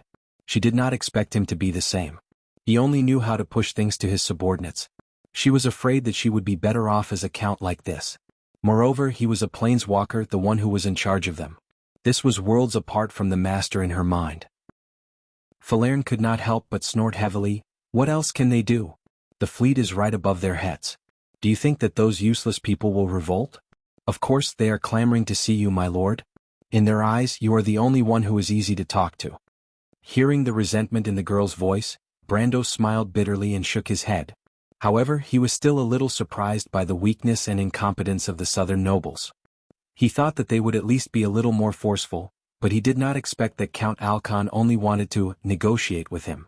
Since they want to negotiate, Brando sneered in his heart. Then let's do as they wish. He raised his head. Where are they? They are outside. They have elected a few representatives hoping to negotiate with you. Falerne replied with a straight face. Negotiate? Brando was a little amused. What do they plan to do? What do they want to talk about? Falerne sneered.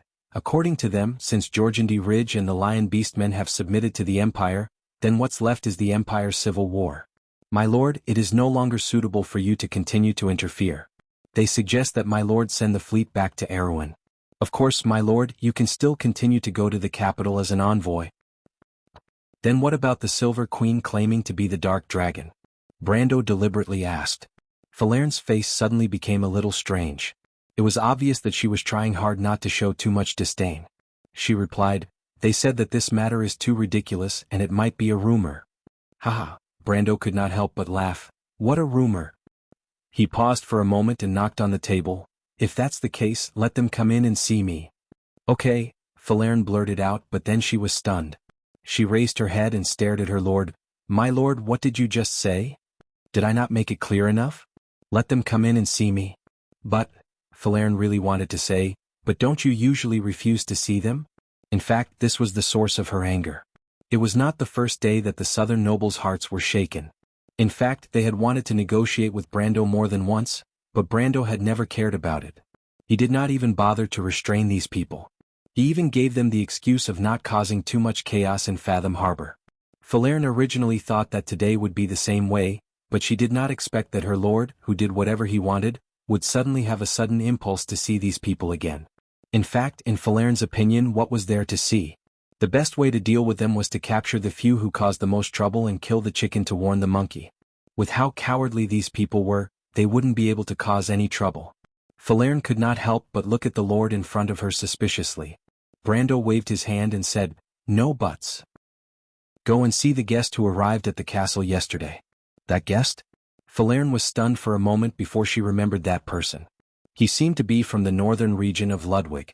From his appearance she could tell that he was from Cruz, but he had a strong Fanzan bloodline. In short, he was a mixed blood. When he arrived at the castle, he claimed to be a messenger from the Black Legion. He was wearing a thick cloak that covered most of his face, as if he didn't dare to meet anyone.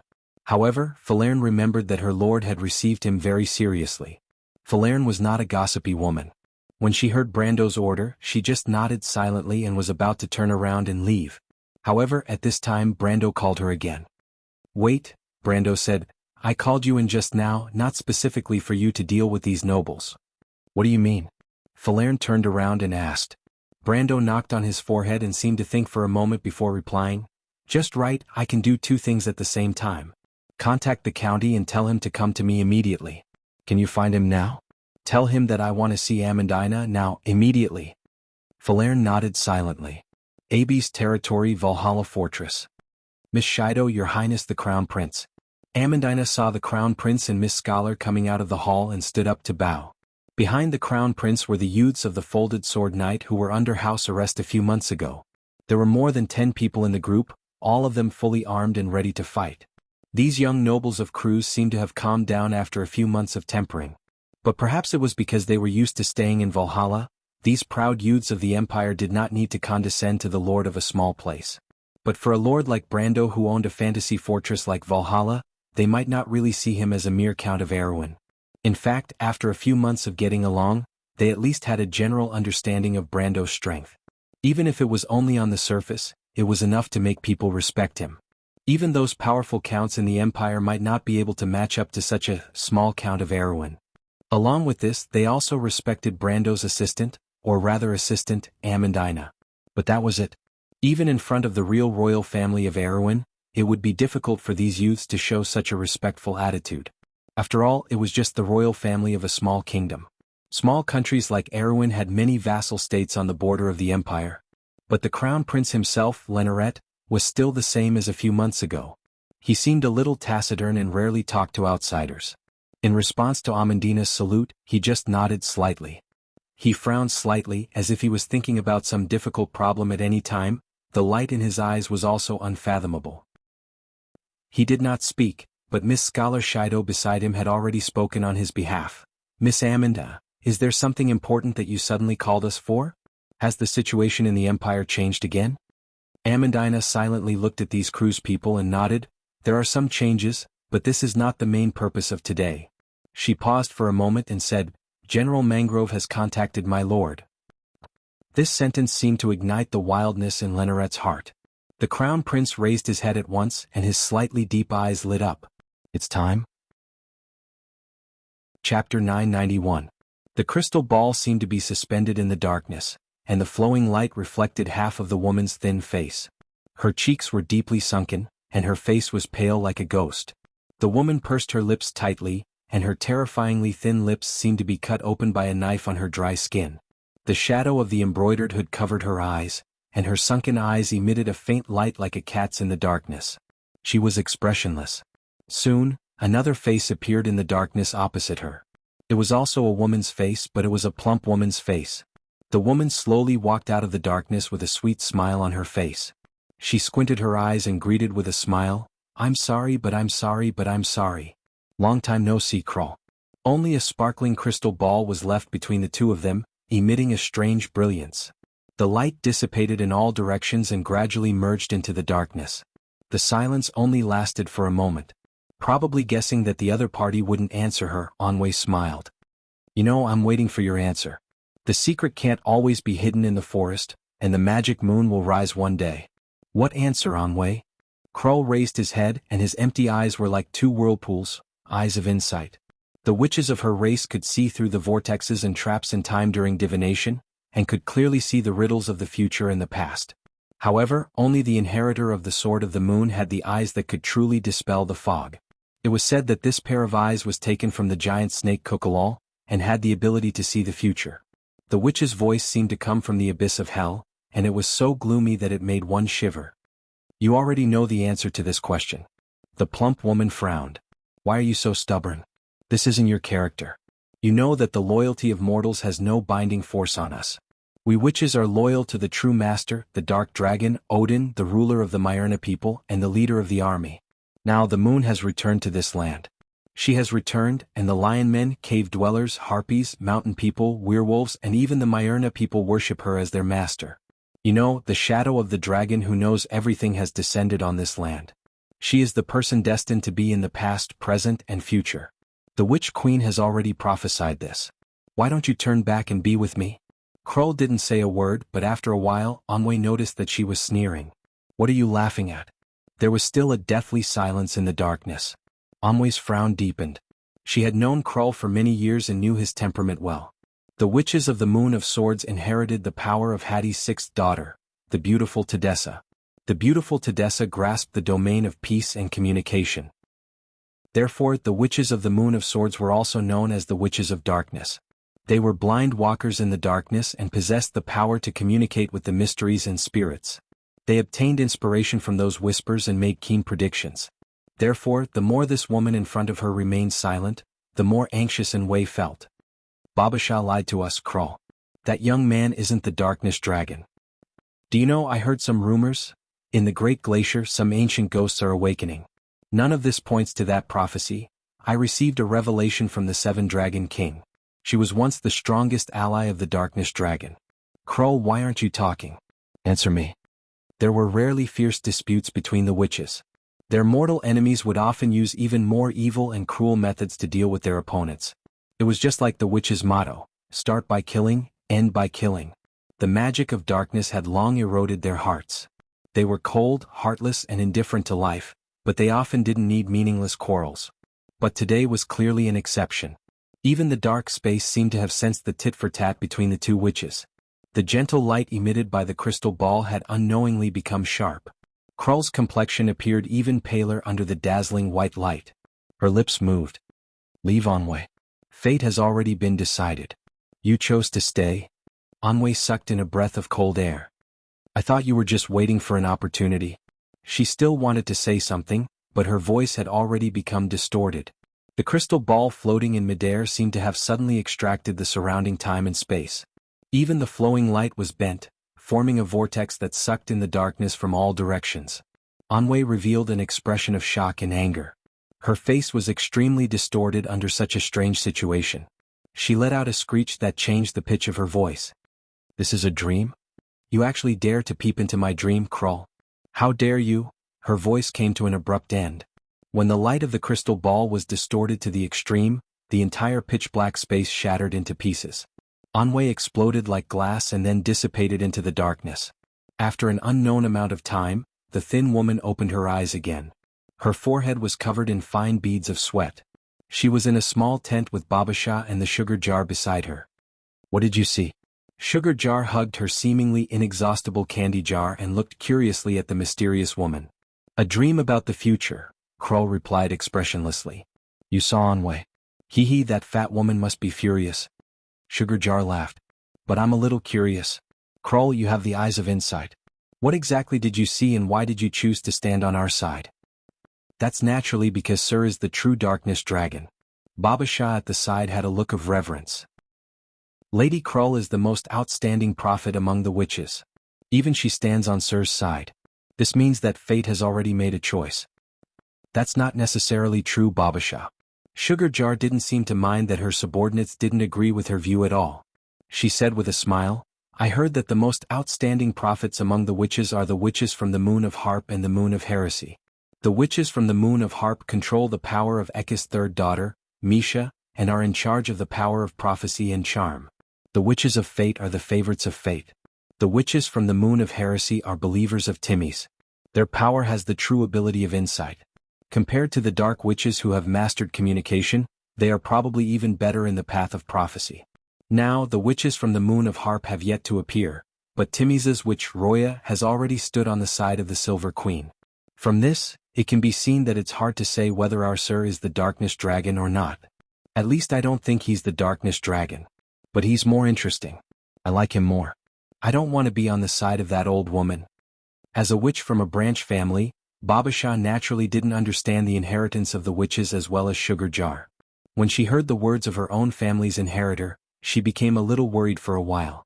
Previously, she had discovered Brando's potential and introduced this young man to Sugar Jar and Kuril. But if Brando wasn't the Darkness Dragon, wouldn't she have committed a grave mistake? As for the disrespectful words about the Darkness Dragon from Sugar Jar's mouth, this old witch pretended not to hear them. Kuril, on the other hand, didn't seem to hear the conversation between the two generations of witches. He just sat there silently like a piece of rotten wood. Sugar Jar noticed her attitude and was a little dissatisfied. Kuril, you haven't answered my question. Kuril glanced at the little girl and was silent for a moment before answering, Anwei is the maid of the Witch King. I already knew this. Sugar Jar had a disapproving look. What kind of answer is this? Kuril paused for a moment. She's an heroine. Although she didn't say who she was, Sugar Jar seemed to understand and jumped up like a cat whose tail was stepped on. What? I met her a few years ago. She brought a little girl with her. That little girl has a name, Sophia. She paused for a moment. It's not a changed name, it's her real name. The 13th month. Sugar Jar sucked in a breath of cold air. 16. The tower. The lost moon took away the light. The hall was filled with buzzing sounds. The crowd was clearly divided into two sides. The two sides had been confronting each other in the hall for a long time. One side was well-dressed. They were the crew's nobles who had been exiled from the south. The other side was wearing sky-blue battle robes and the standard armor of the White Lion Legion. They were the Erewhon people who came with the fleet. To be exact, they were the Erewhon soldiers. Although the nobles enjoyed the advantage of status, the weapons in the hands of the young soldiers of Erewhon didn't seem inferior in the slightest. It was enough to make these people stop obediently. They only dared to glare or curse in a low voice. Ask your lord to come out. This is the territory of the crew's people. It's not a place where you Erewhon people can behave atrociously. How long does he plan to deceive us? This is the war of the crew's people. You are not welcome here. Such noises came in waves. It looked like a scene often seen in the noble parliament of crews or Erewhon. Perhaps in normal times, the nobles with a little bit of status wouldn't roll up their sleeves and do such things in person. But today was different. Their servants were either arrested by Brando or forcibly incorporated into the local garrison, controlled by the Erewhon people. If they didn't do it in person, perhaps no one would do it for them. But among the crowd, there were still a few people with high status. To be exact, there were 5 people. 5 nobles elected representatives to negotiate with Brando. They were Earl Alcorn, Earl Jean, Sir Foss, Baron Tyrion, and Knight Rogers. Of course, the internal court knight Rogers was only chosen to make up the numbers. These internal court knights were usually closer to Brando's group, so the nobles hoped that they could play a more important role at this time. At least, they could represent the nobles of Cruz to say a few words of justice in front of these damn Erewhon people. But compared to the excited nobles, these 5 people were more calm. Earl Alcorn and his colleagues looked at each other. Looking at the scene in front of them, their faces didn't look too optimistic. Compared to these nobles who basically didn't have any dealings with Brando, they knew the young lord's temper better. Although he seemed to not care about anything and was easier to talk to, they knew that his personality was probably much tougher than everyone imagined. Besides, they should have been driven away by these guards. Now in this port, although they were still nominally managers, almost all the troops in the port were under the control of Erewhon people. In fact, they were just a group of puppets with no right to speak at all. But today the other party was indifferent, as if he was letting them do whatever they wanted.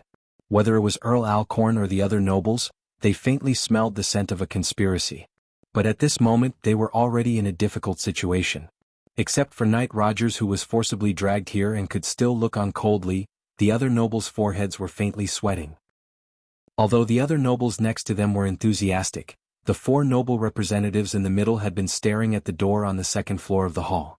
They knew that if Brando wanted to send a message, it would be difficult for someone to come out from there soon. Sure enough, with a click, the door was pushed open. The sound of the door opening seemed to be a signal, and the whole hall was silent. Everyone subconsciously raised their heads and countless eyes gathered on the door. Chapter 992. Under the watchful eyes of the crowd, the door on the second floor slowly opened. However, the one who walked out from behind the door was not Brando or his attendant as the nobles had imagined. Instead, it was a trembling nobleman in a noble's robe. His hair was gray and his face was full of wrinkles and age spots. Everyone was stunned because this man was the Castellan of Metz City, Baron Ludwig Metz. In the silence, the Baron slowly walked to the handrail and glanced at the crowd with a dignified look. His eyes only paused for a moment on Count Alcorn and the others. Then he said, "I welcome all of you to my territory as guests. I have also heard about what happened in the south. I'm deeply sorry for that. But why have all of you gathered in my castle today?" There was dead silence. The nobles downstairs couldn't help but look at each other. They thought that this old man was under house arrest. Why would he suddenly appear in this place? Could it be that he was pressured to speak, and the other party wanted to use this opportunity to force them to leave? This method was too hateful. For a moment there was silence downstairs. Everyone wanted to wait for the nobles to speak, but Count Alcorn and the other 4 did not speak for a long time. Finally, an impatient noble stood up and said, "Lord Baron, please ask Erewhon's Count Abes to come out. We are here to look for him. The leader of Erewhon's diplomatic group is my distinguished guest. Why are you looking for him?" The Baron asked. Oh no. Count Alcorn's heart sank. The feeling of a conspiracy in his heart became more and more obvious. He looked back and saw that the people around him had the same expression. However, at this time, it was too late for him to stop his men from speaking. The noble who spoke at the beginning replied loudly, "Lord Baron, you don't have to worry about the threat of the person behind you. We are here today to ask him to come out and clean up the situation. Now that the situation is clear, Erewhon's people wouldn't want to occupy your port, would they?" "Shut up." Baron Metz's face suddenly sank. His voice was so cold that it was like a layer of frost. The people downstairs felt a chill in their hearts. Of course, this did not mean that Baron Metz's status was the highest among them. It was just that he was the owner of this place and had the geographical advantage. Naturally, he had the upper hand. "I am the Castellan of Fathom Port. Naturally, I am in charge of everything here. You are my guests, Erewhon's diplomatic group is also my guests. I hope that all of you will not cause trouble here to ruin the image of the Empire's nobles." These words left everyone dumbfounded and unable to find a reason to refute. Of course, logically speaking, there was no flaw in these words, but everyone knew that Ludwig Metz was no longer a city lord and was at most a puppet. However, these words couldn't be said in public. For a moment, the expressions of all the nobles were incomparably strange, as though they were constipated. Sure enough, Count Alcorn's face sank. He had already expected that Brando would not be so easy to talk to. Now that he had slapped him in the face, it was within his expectations. He did not know why, but he felt relieved. The fact that Brando let Baron Metz out meant that there was still room for negotiation in his heart. At least he did not intend to make things too awkward. He then frowned again. But this kind of trick was after all a small trick. If Brando did not want to see them, he could have just driven them away. There was no need for him to play this kind of trick. Although small tricks could fool people for a while, at this time, it would only make people look down on him. Or did the young man have other intentions? But no matter what, Baron Metz's words had blocked the room for others to speak. Count Alcorn knew that he had to speak up. He pondered for a moment, then raised his head and said, "Mr. Baron, no matter what, being trapped here is not a solution. We can't stay here forever. We have to come up with a solution. Right now the situation in the Empire is chaotic. His Majesty and the rebels are fighting in the area of Zweig. Jorgendy Ridge and Lord Lion's army have been summoned by our Emperor and changed sides. Now the White Legion has entered Geta Harbor, which is only 3 days away from Fathan. If we don't make a decision, we might be seen as part of the rebels." As soon as Count Alcorn finished speaking, he suddenly realized that something was wrong. He suddenly remembered that Baron Metz was Duke Rena's vassal. Now that the Duke was clearly on the side of the military nobles, wouldn't the former's position be self-evident? Sure enough, before he could change his words, Baron Metz interrupted him lightly. "I agree with most of what you said, Count Alcorn, but I have reservations about some of them. Constance colluded with the evil dragon to kill her father to ascend the throne. She also tried to attack the princes in an attempt to overthrow the empire. I doubt that such a vicious woman can still be called His Majesty the Emperor of the Empire." This sentence was like a heavy bomb falling into the water, immediately stirring up thousands of waves. The nobles were in an uproar, whether it was the words from Baron Metz's mouth or Baron Metz's audacious behavior. But this time, Count Alcorn was not in the mood to restrain his men. He felt sweat on his forehead. He did not expect the Baron, who was as old as an old dog, to be so fierce. As soon as he opened his mouth, he forced his men into a desperate situation. Count Alcorn almost wanted to reach out his hand to wipe the sweat off his forehead. After calming down, he sighed and said, "My lord, please watch your words." Count Alcorn sighed and said, "Count Alcorn, please pay attention to your words." "What, Count Alcorn, you don't believe my words?" Baron Metz sneered. "Of course, there may be some rumors that are unfavorable to Her Majesty the Queen, but that's just the enemy's way of deceiving the world. It's not worth mentioning." Count Alcorn's words suddenly came to an abrupt halt. He suddenly realized that the city lord in front of him did not seem to be forced by Brendel. If the other party was just a puppet, then there was no need for him to go to this extent just because of a verbal dispute. He suddenly thought of a terrible possibility. The cold sweat on his forehead could no longer be stopped. He suddenly raised his head and looked at Baron Metz. He realized that he might have been fooled. "Count Alcorn, it seems that you intend to stand on the opposite side of the Empire." Even though Count Alcorn's position in the Empire was slightly higher than Baron Metz's, he could not speak at this moment. At this time, the others in the hall saw that the situation was not right. For a moment they chose to keep quiet to protect themselves. Even Count Jean, who was next to Count Alcorn, was cautious and did not say a word. Roger raised his head. From the corner of his eyes, he saw that the corners of the second floor of the hall were already filled with heavily armored knights. The battle robes on these knights were clearly the style of the Cruz Empire. Obviously they were not the army of Erewhon. The internal knight raised his eyebrows and immediately lowered his head. He did not say anything. Count Alcorn finally wiped his sweat and asked, "Mr. Baron, what do you mean by this?" "That's what I mean." A man's voice sounded from behind Baron Metz. All the nobles present saw Baron Metz respectfully step back and let the man come to the front. In fact, Count Alcorn did not even need to see the man's face. Just by hearing his voice, his face had already changed. He raised his head in disbelief and sure enough, he saw that handsome, cold face appear in his field of vision. At this moment, Count Alcorn's expression was extremely strange, but fortunately, no one could laugh at his ridiculous expression because the dozens of faces in the hall were surprisingly the same. When they saw the young man appear from behind Baron Metz, many people even let out a slight gasp. Your Royal Highness? Why is it strange to see me?" Prince Lenoret's face was cold. "Or is it because you received my obituary in advance and now suspect that I'm a fake?" "No, I wouldn't dare." "Well then I want to tell you a piece of news. My mother has harmed all for one, and now they are colluding with the Myernas to subvert the empire and persecute my brothers and sisters. I now ask all the nobles of the entire empire to listen to my call and join the army to save the empire from its collapse." Lenoret didn't seem to be informing them of the news, but more like giving an order. He didn't even need to get any approval. It was as if he was simply stating his position. Do you understand? Count Alcorn was still pondering over the word, but the eldest prince didn't seem to need their answer at all. He directly pointed with his finger, Count Alcorn, Count Jean and my internal knight, come up to see me. The rest of you disperse. Will these people be obedient?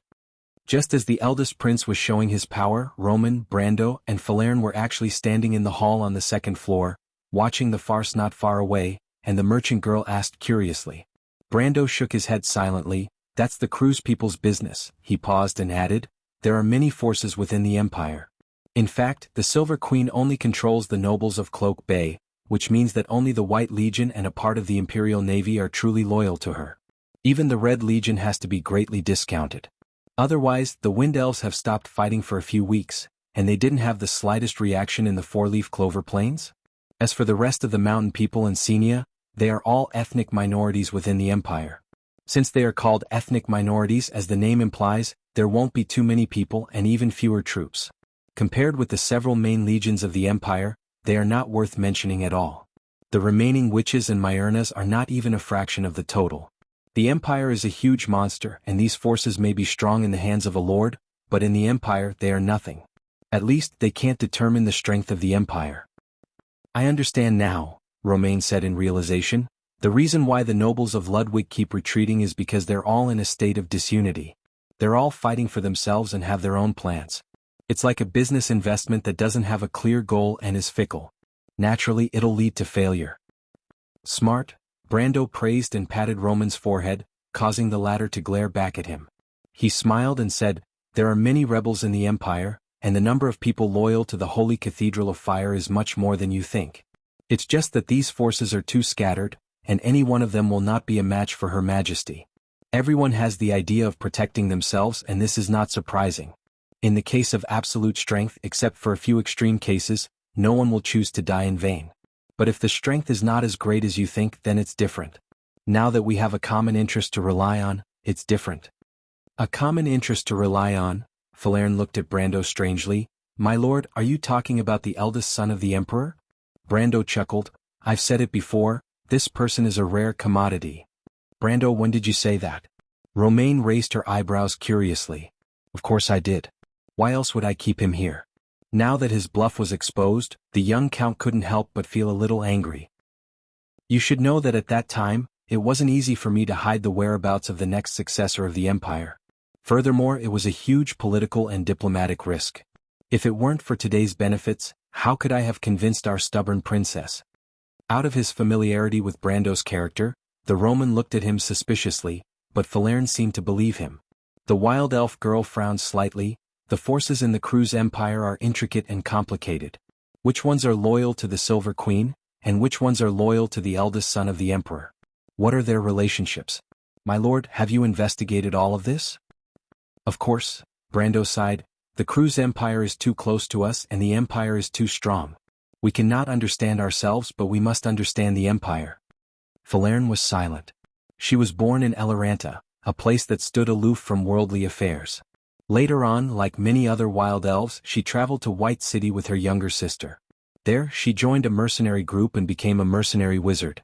The 10 cities area was also filled with various forces, and the city-states were often at odds with each other.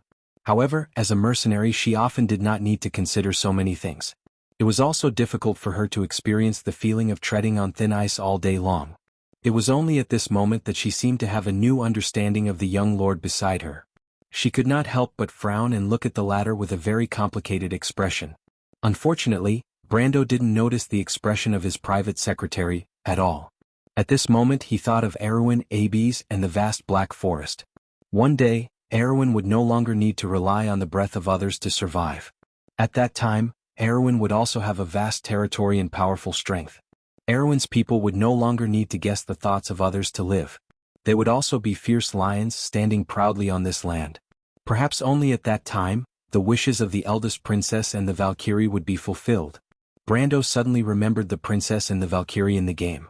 They were very different from the Griffin and Freya of today. The environment and suffering had changed them, but today's Erwin no longer needed that princess and the Valkyrie. Because Erwin no longer needed people, its people cried silently for it. When he came back to his senses, the conversation in the hall was coming to an end. What did you see, Falerne? Brando suddenly turned around and asked. Falerne was slightly startled, as if she had just woken up from something. She blushed and hurriedly shook her head. What did you see? Count Alcon didn't come here voluntarily. He is the leader of the nobles. If he didn't have the intention to encourage these people, what does that mean? Brando sneered. I was a little curious. I thought that the nobles in Lone Port had been taught a deep enough lesson. They shouldn't have forgotten the pain so quickly. Now that I think about it, I shouldn't have missed anything. It's just that there's another reason behind it. Falerne frowned slightly. If she still couldn't understand the hidden meaning in her lord's words, then her position as the Lord's secretary would be in vain. My lord, are you saying that someone is instigating these nobles behind their backs? Who is it? I didn't know, Brando replied coldly, but unfortunately, some people were too anxious and exposed their fox tail. Exposed their fox tail? The Roman chuckled. This description is very appropriate. Chapter 993. Anwei let out a scream and immediately woke up from her meditation. The meditation of a witch was very different from that of a wizard. A wizard's law magic required them to use their law threads to restrain the manic magic in order to prepare a day's worth of spells. This was a dangerous job, so they needed sufficient rest and a quiet environment. However, the power of the witches came from the projection of magic in Wonde, the 12 magic moons. There were 13, including the Black Moon. The first generation of witches had built a kingdom of witches in this shadow world, the Bunasan.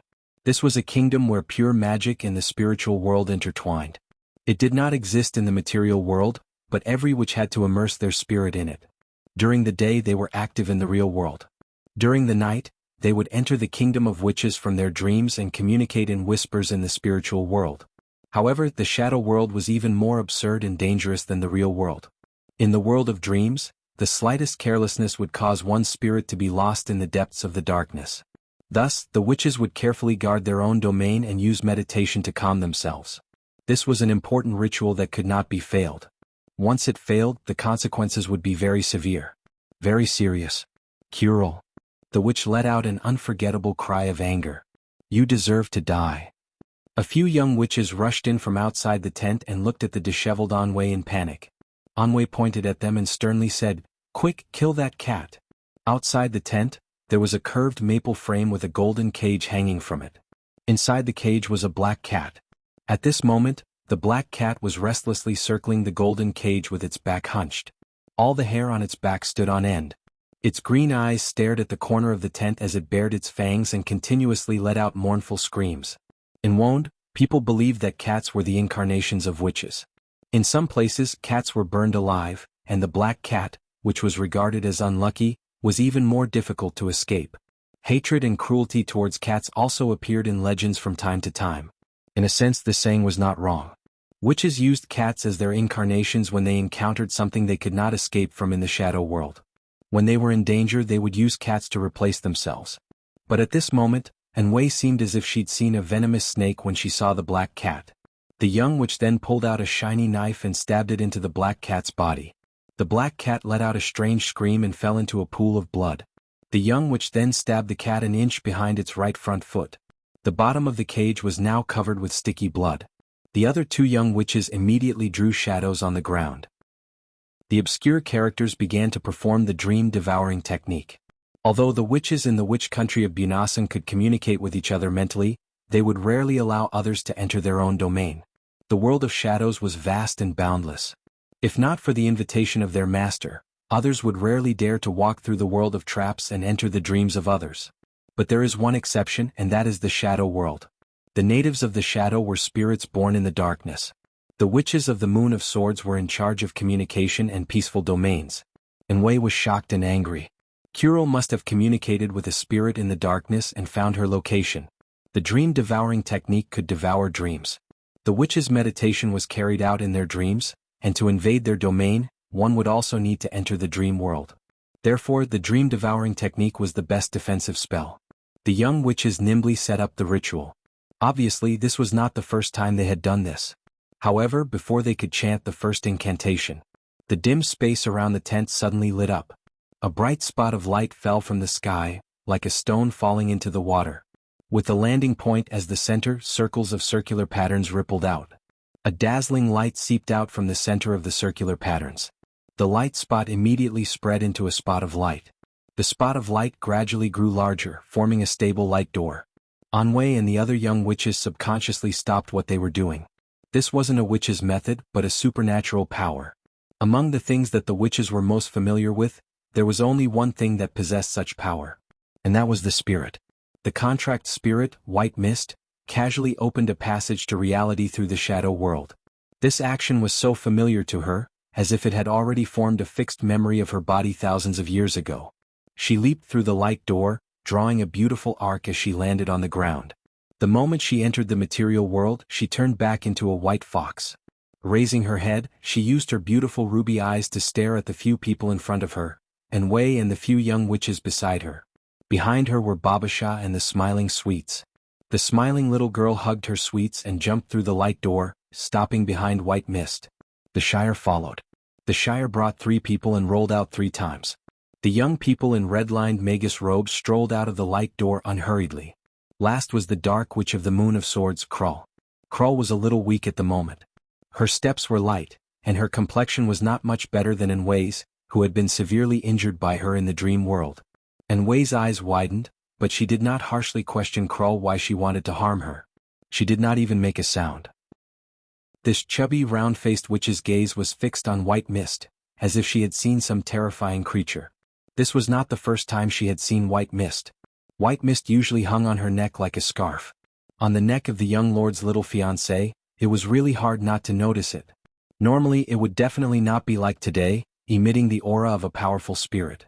This kind of aura was usually only sensed by witches, and witches were also the most sensitive to it. And Wei could clearly feel it from the spirit in front of her. She sensed some aura that she had not felt for a long time. That kind of aura almost made her think that she was hallucinating. She felt the aura of her ancestors.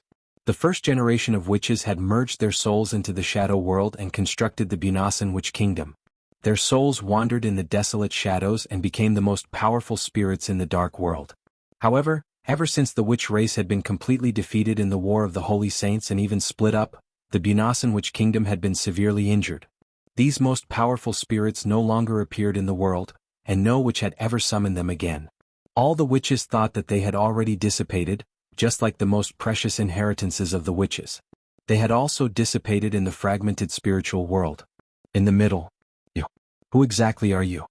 And Wei pointed at White Mist and asked with a trembling voice. White Mist snorted and turned her head away in disdain. She was too lazy to answer this low-level witch's question. Although Anwei was an inheritor of the Moon of Swords, inheritances were also divided into different grades and grades. Compared to the 12 inheritors that followed the Witch Queen during the heyday of the Witch Kingdom, this chubby woman in front of her was like a toddler learning how to walk. A little girl. She suddenly felt a little vexed. Even a minor character like this could see how powerful she was, but that young mistress didn't see her as a dish at all. Moreover, that young mistress was the inheritor chosen by the Witch Queen. This made her gnash her teeth in hatred. If it wasn't for, I would have eaten that little girl up. White Mist's mind was filled with such a dark and rebellious thought. White Mist didn't answer Anwei's question, but it didn't mean that everyone else could. The Shire and the 3 youths behind him took a step forward and smiled amiably. Madam Anwei, his lordship has never forced you to do anything. Choosing to join his lordship is also your own choice. Of course we welcome it. If you have to choose. If you want to leave, we won't stop you. That's your freedom. But don't you think it's despicable to play some dirty tricks behind our backs? Put away that hypocritical face of yours. Anwei looked hatefully at Krull and said without the slightest bit of luck, I have never joined you, let alone any betrayal. I know. The Shire nodded. Because madam, you are the maid of the Witch Queen, right? It's good that you know, Anwei replied coldly. Your lordship isn't the darkness dragon at all. Only an ignorant person like Babasha would be bewitched by others to believe in such a ridiculous rumor.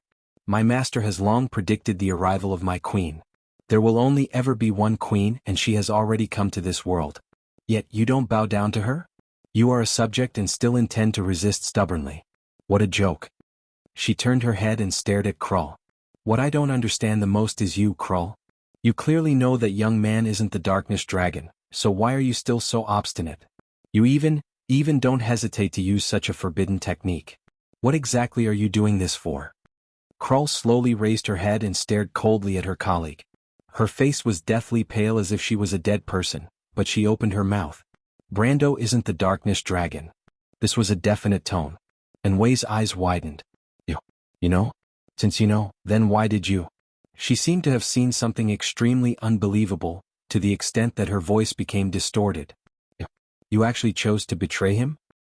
This is impossible. It's impossible for witches to betray their master. You are simply crazy. She let out a few screams and suddenly bounced up from the ground. She stretched out her hand to grab the shire. A gust of chilly wind mixed with a terrifying whistle blew out from between her fingers and blew towards the shire. Although Anwei seemed to have gone crazy, she knew very clearly that among these people, the one who posed the greatest threat to her was actually these 4 humans. Wizards. Among all the spellcasting professions in Wand, there were 2 professions that were most proficient in combat. The first was the elementalist. Due to the great power of elemental magic, most of it was offensive magic. The second was the law wizard. Although law wizards sounded like the best candidates for scholars, and most of the scholars indeed knew 1 or 2 law spells, law wizards were also known as civilian wizards at the same time. They had the largest population of law wizards among all the spellcasters in Wand. If you randomly picked 1 or 2 spellcasters from the adventurer groups and mercenary groups, they would most likely be law wizards. From this, it could be seen that the large population of law wizards gave birth to a large number of law wizards who had extremely rich combat experience. These wizards passed on their experiences from generation to generation, and as time passed, a unique cultural atmosphere was formed among the law wizards. That was, combat was the only criterion to determine whether a wizard was qualified or not. Under such a cultural atmosphere, if a law wizard did not want to become a spellcasting profession that was proficient in combat, it would be difficult. The wizards under Brendel's command were mostly adventurers and mercenaries, and very few of them were scholars. Seal himself had experienced the last holy war, and the wizards he chose were mostly adventurers and mercenaries. There were very few of them who were scholars. As for the wizards, their combat experience could be imagined. In addition to the fact that law wizards were both offensive and defensive, law wizards were notoriously difficult to deal with in combat. Although the witch's rune magic was strange and powerful, it was more of a secret method. They did not have the advantage in a direct confrontation. Thus, Anwei was very clear that if she wanted to win, she had to catch her opponent off guard and make the first move. The first thing she did was to cast the 5th circle touch of ice. In the 12-circle rune magic system, the 5th circle magic was not very powerful. Most witches who were at the peak of the silver level could cast it.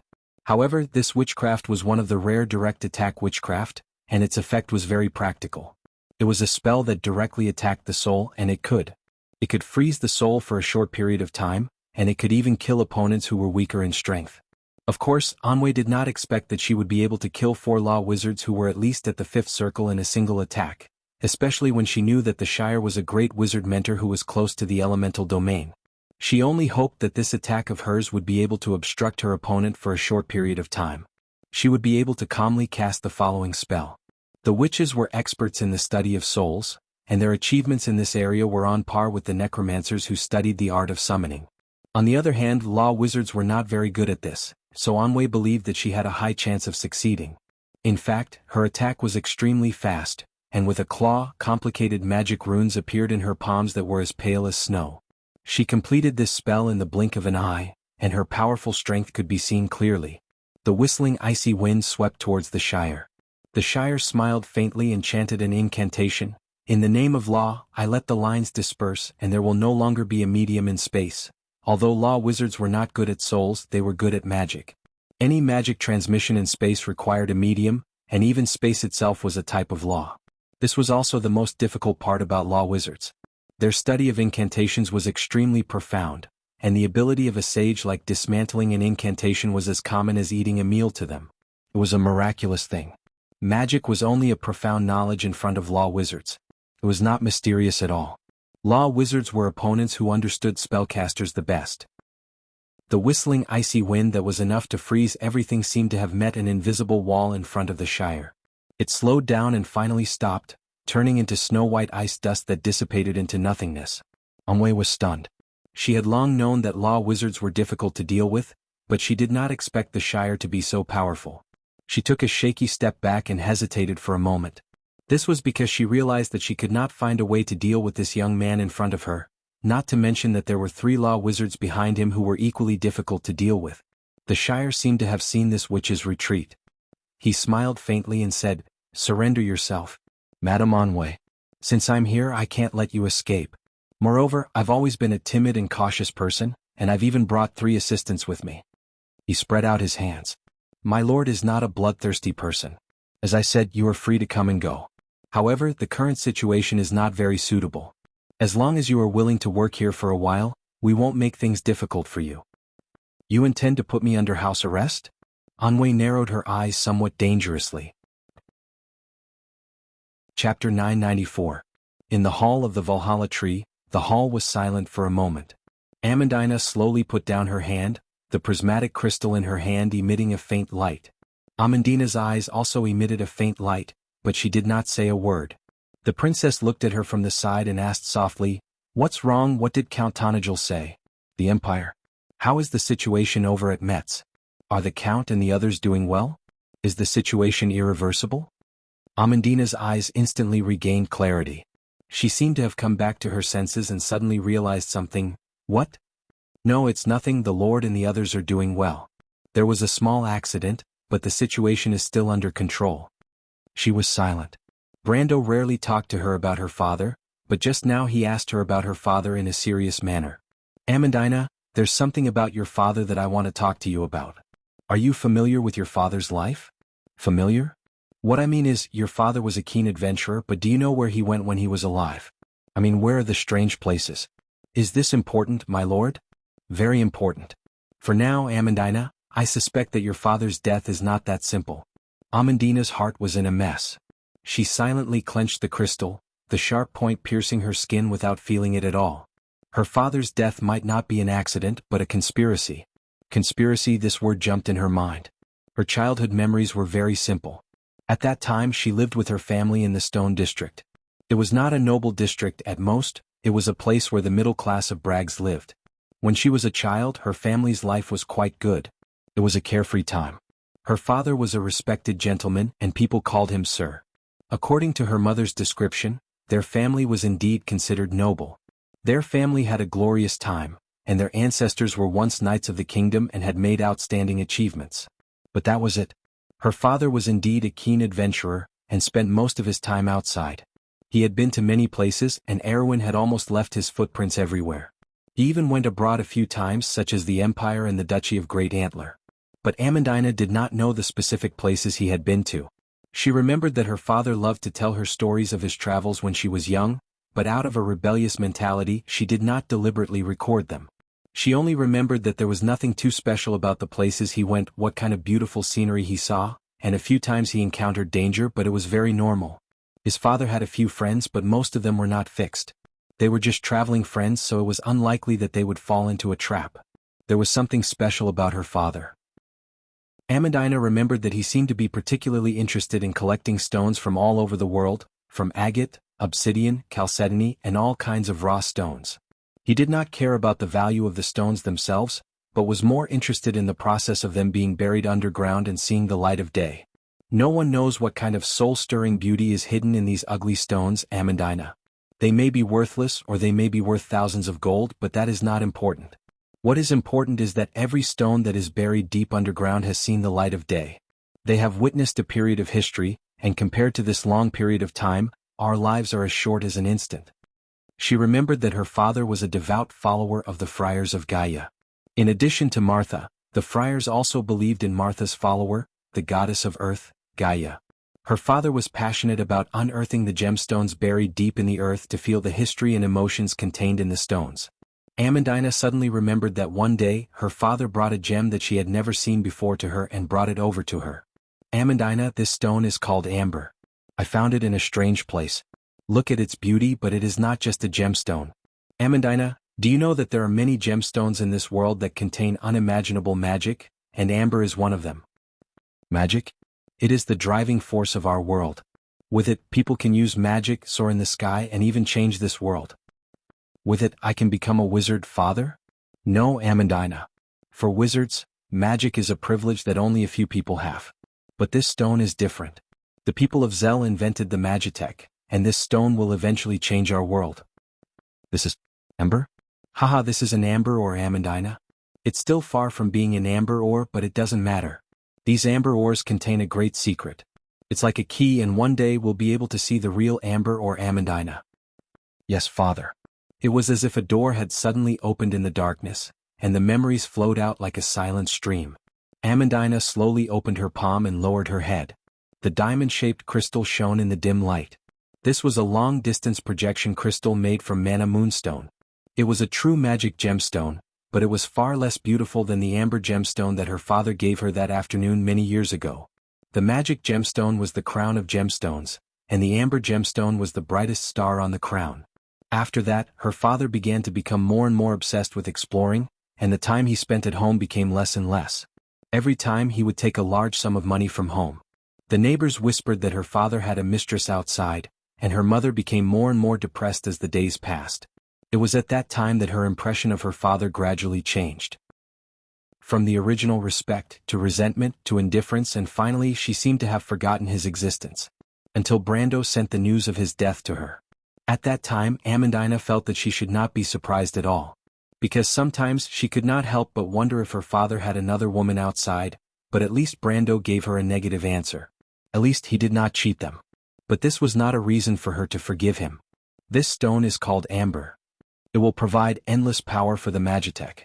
One day it will change our world. Amandina stood silently in place. A breeze blew in from outside the arched window of the Valhalla Tree Hall, rustling the blueprints on the desk. The afternoon sun poured into the hall, forming pillars of light. Princess Griffin looked at Amandina's face, and suddenly there were some sparkling things, like a string of beads, sparkling and translucent. After a moment, Amandina took a deep breath, took a step back and wiped her eyes. "I'm sorry, I forgot myself, Your Highness." "I should be the one saying sorry?" The princess looked at her with some confusion. "What happened?" "Nothing, I just thought of my father." "I'm sorry?" "Don't be sorry, Your Highness." Amandina smiled like a pear blossom in tears. "The Lord asked us to be a little more vigilant during this period of time. The magic tide is coming, and there are many changes happening everywhere."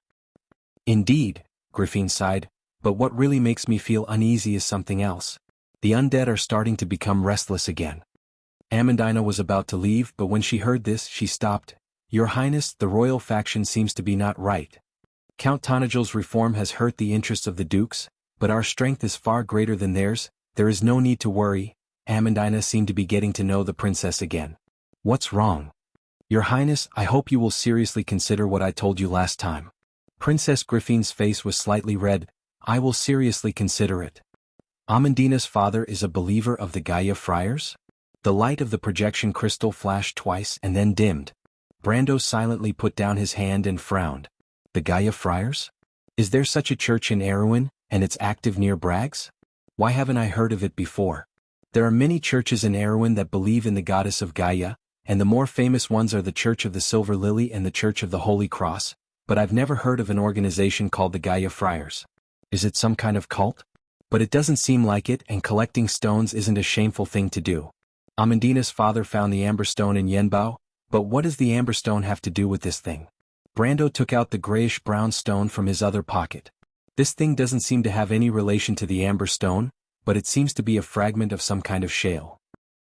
"Did the amber rough stone contain a huge secret?" Brando shook his head.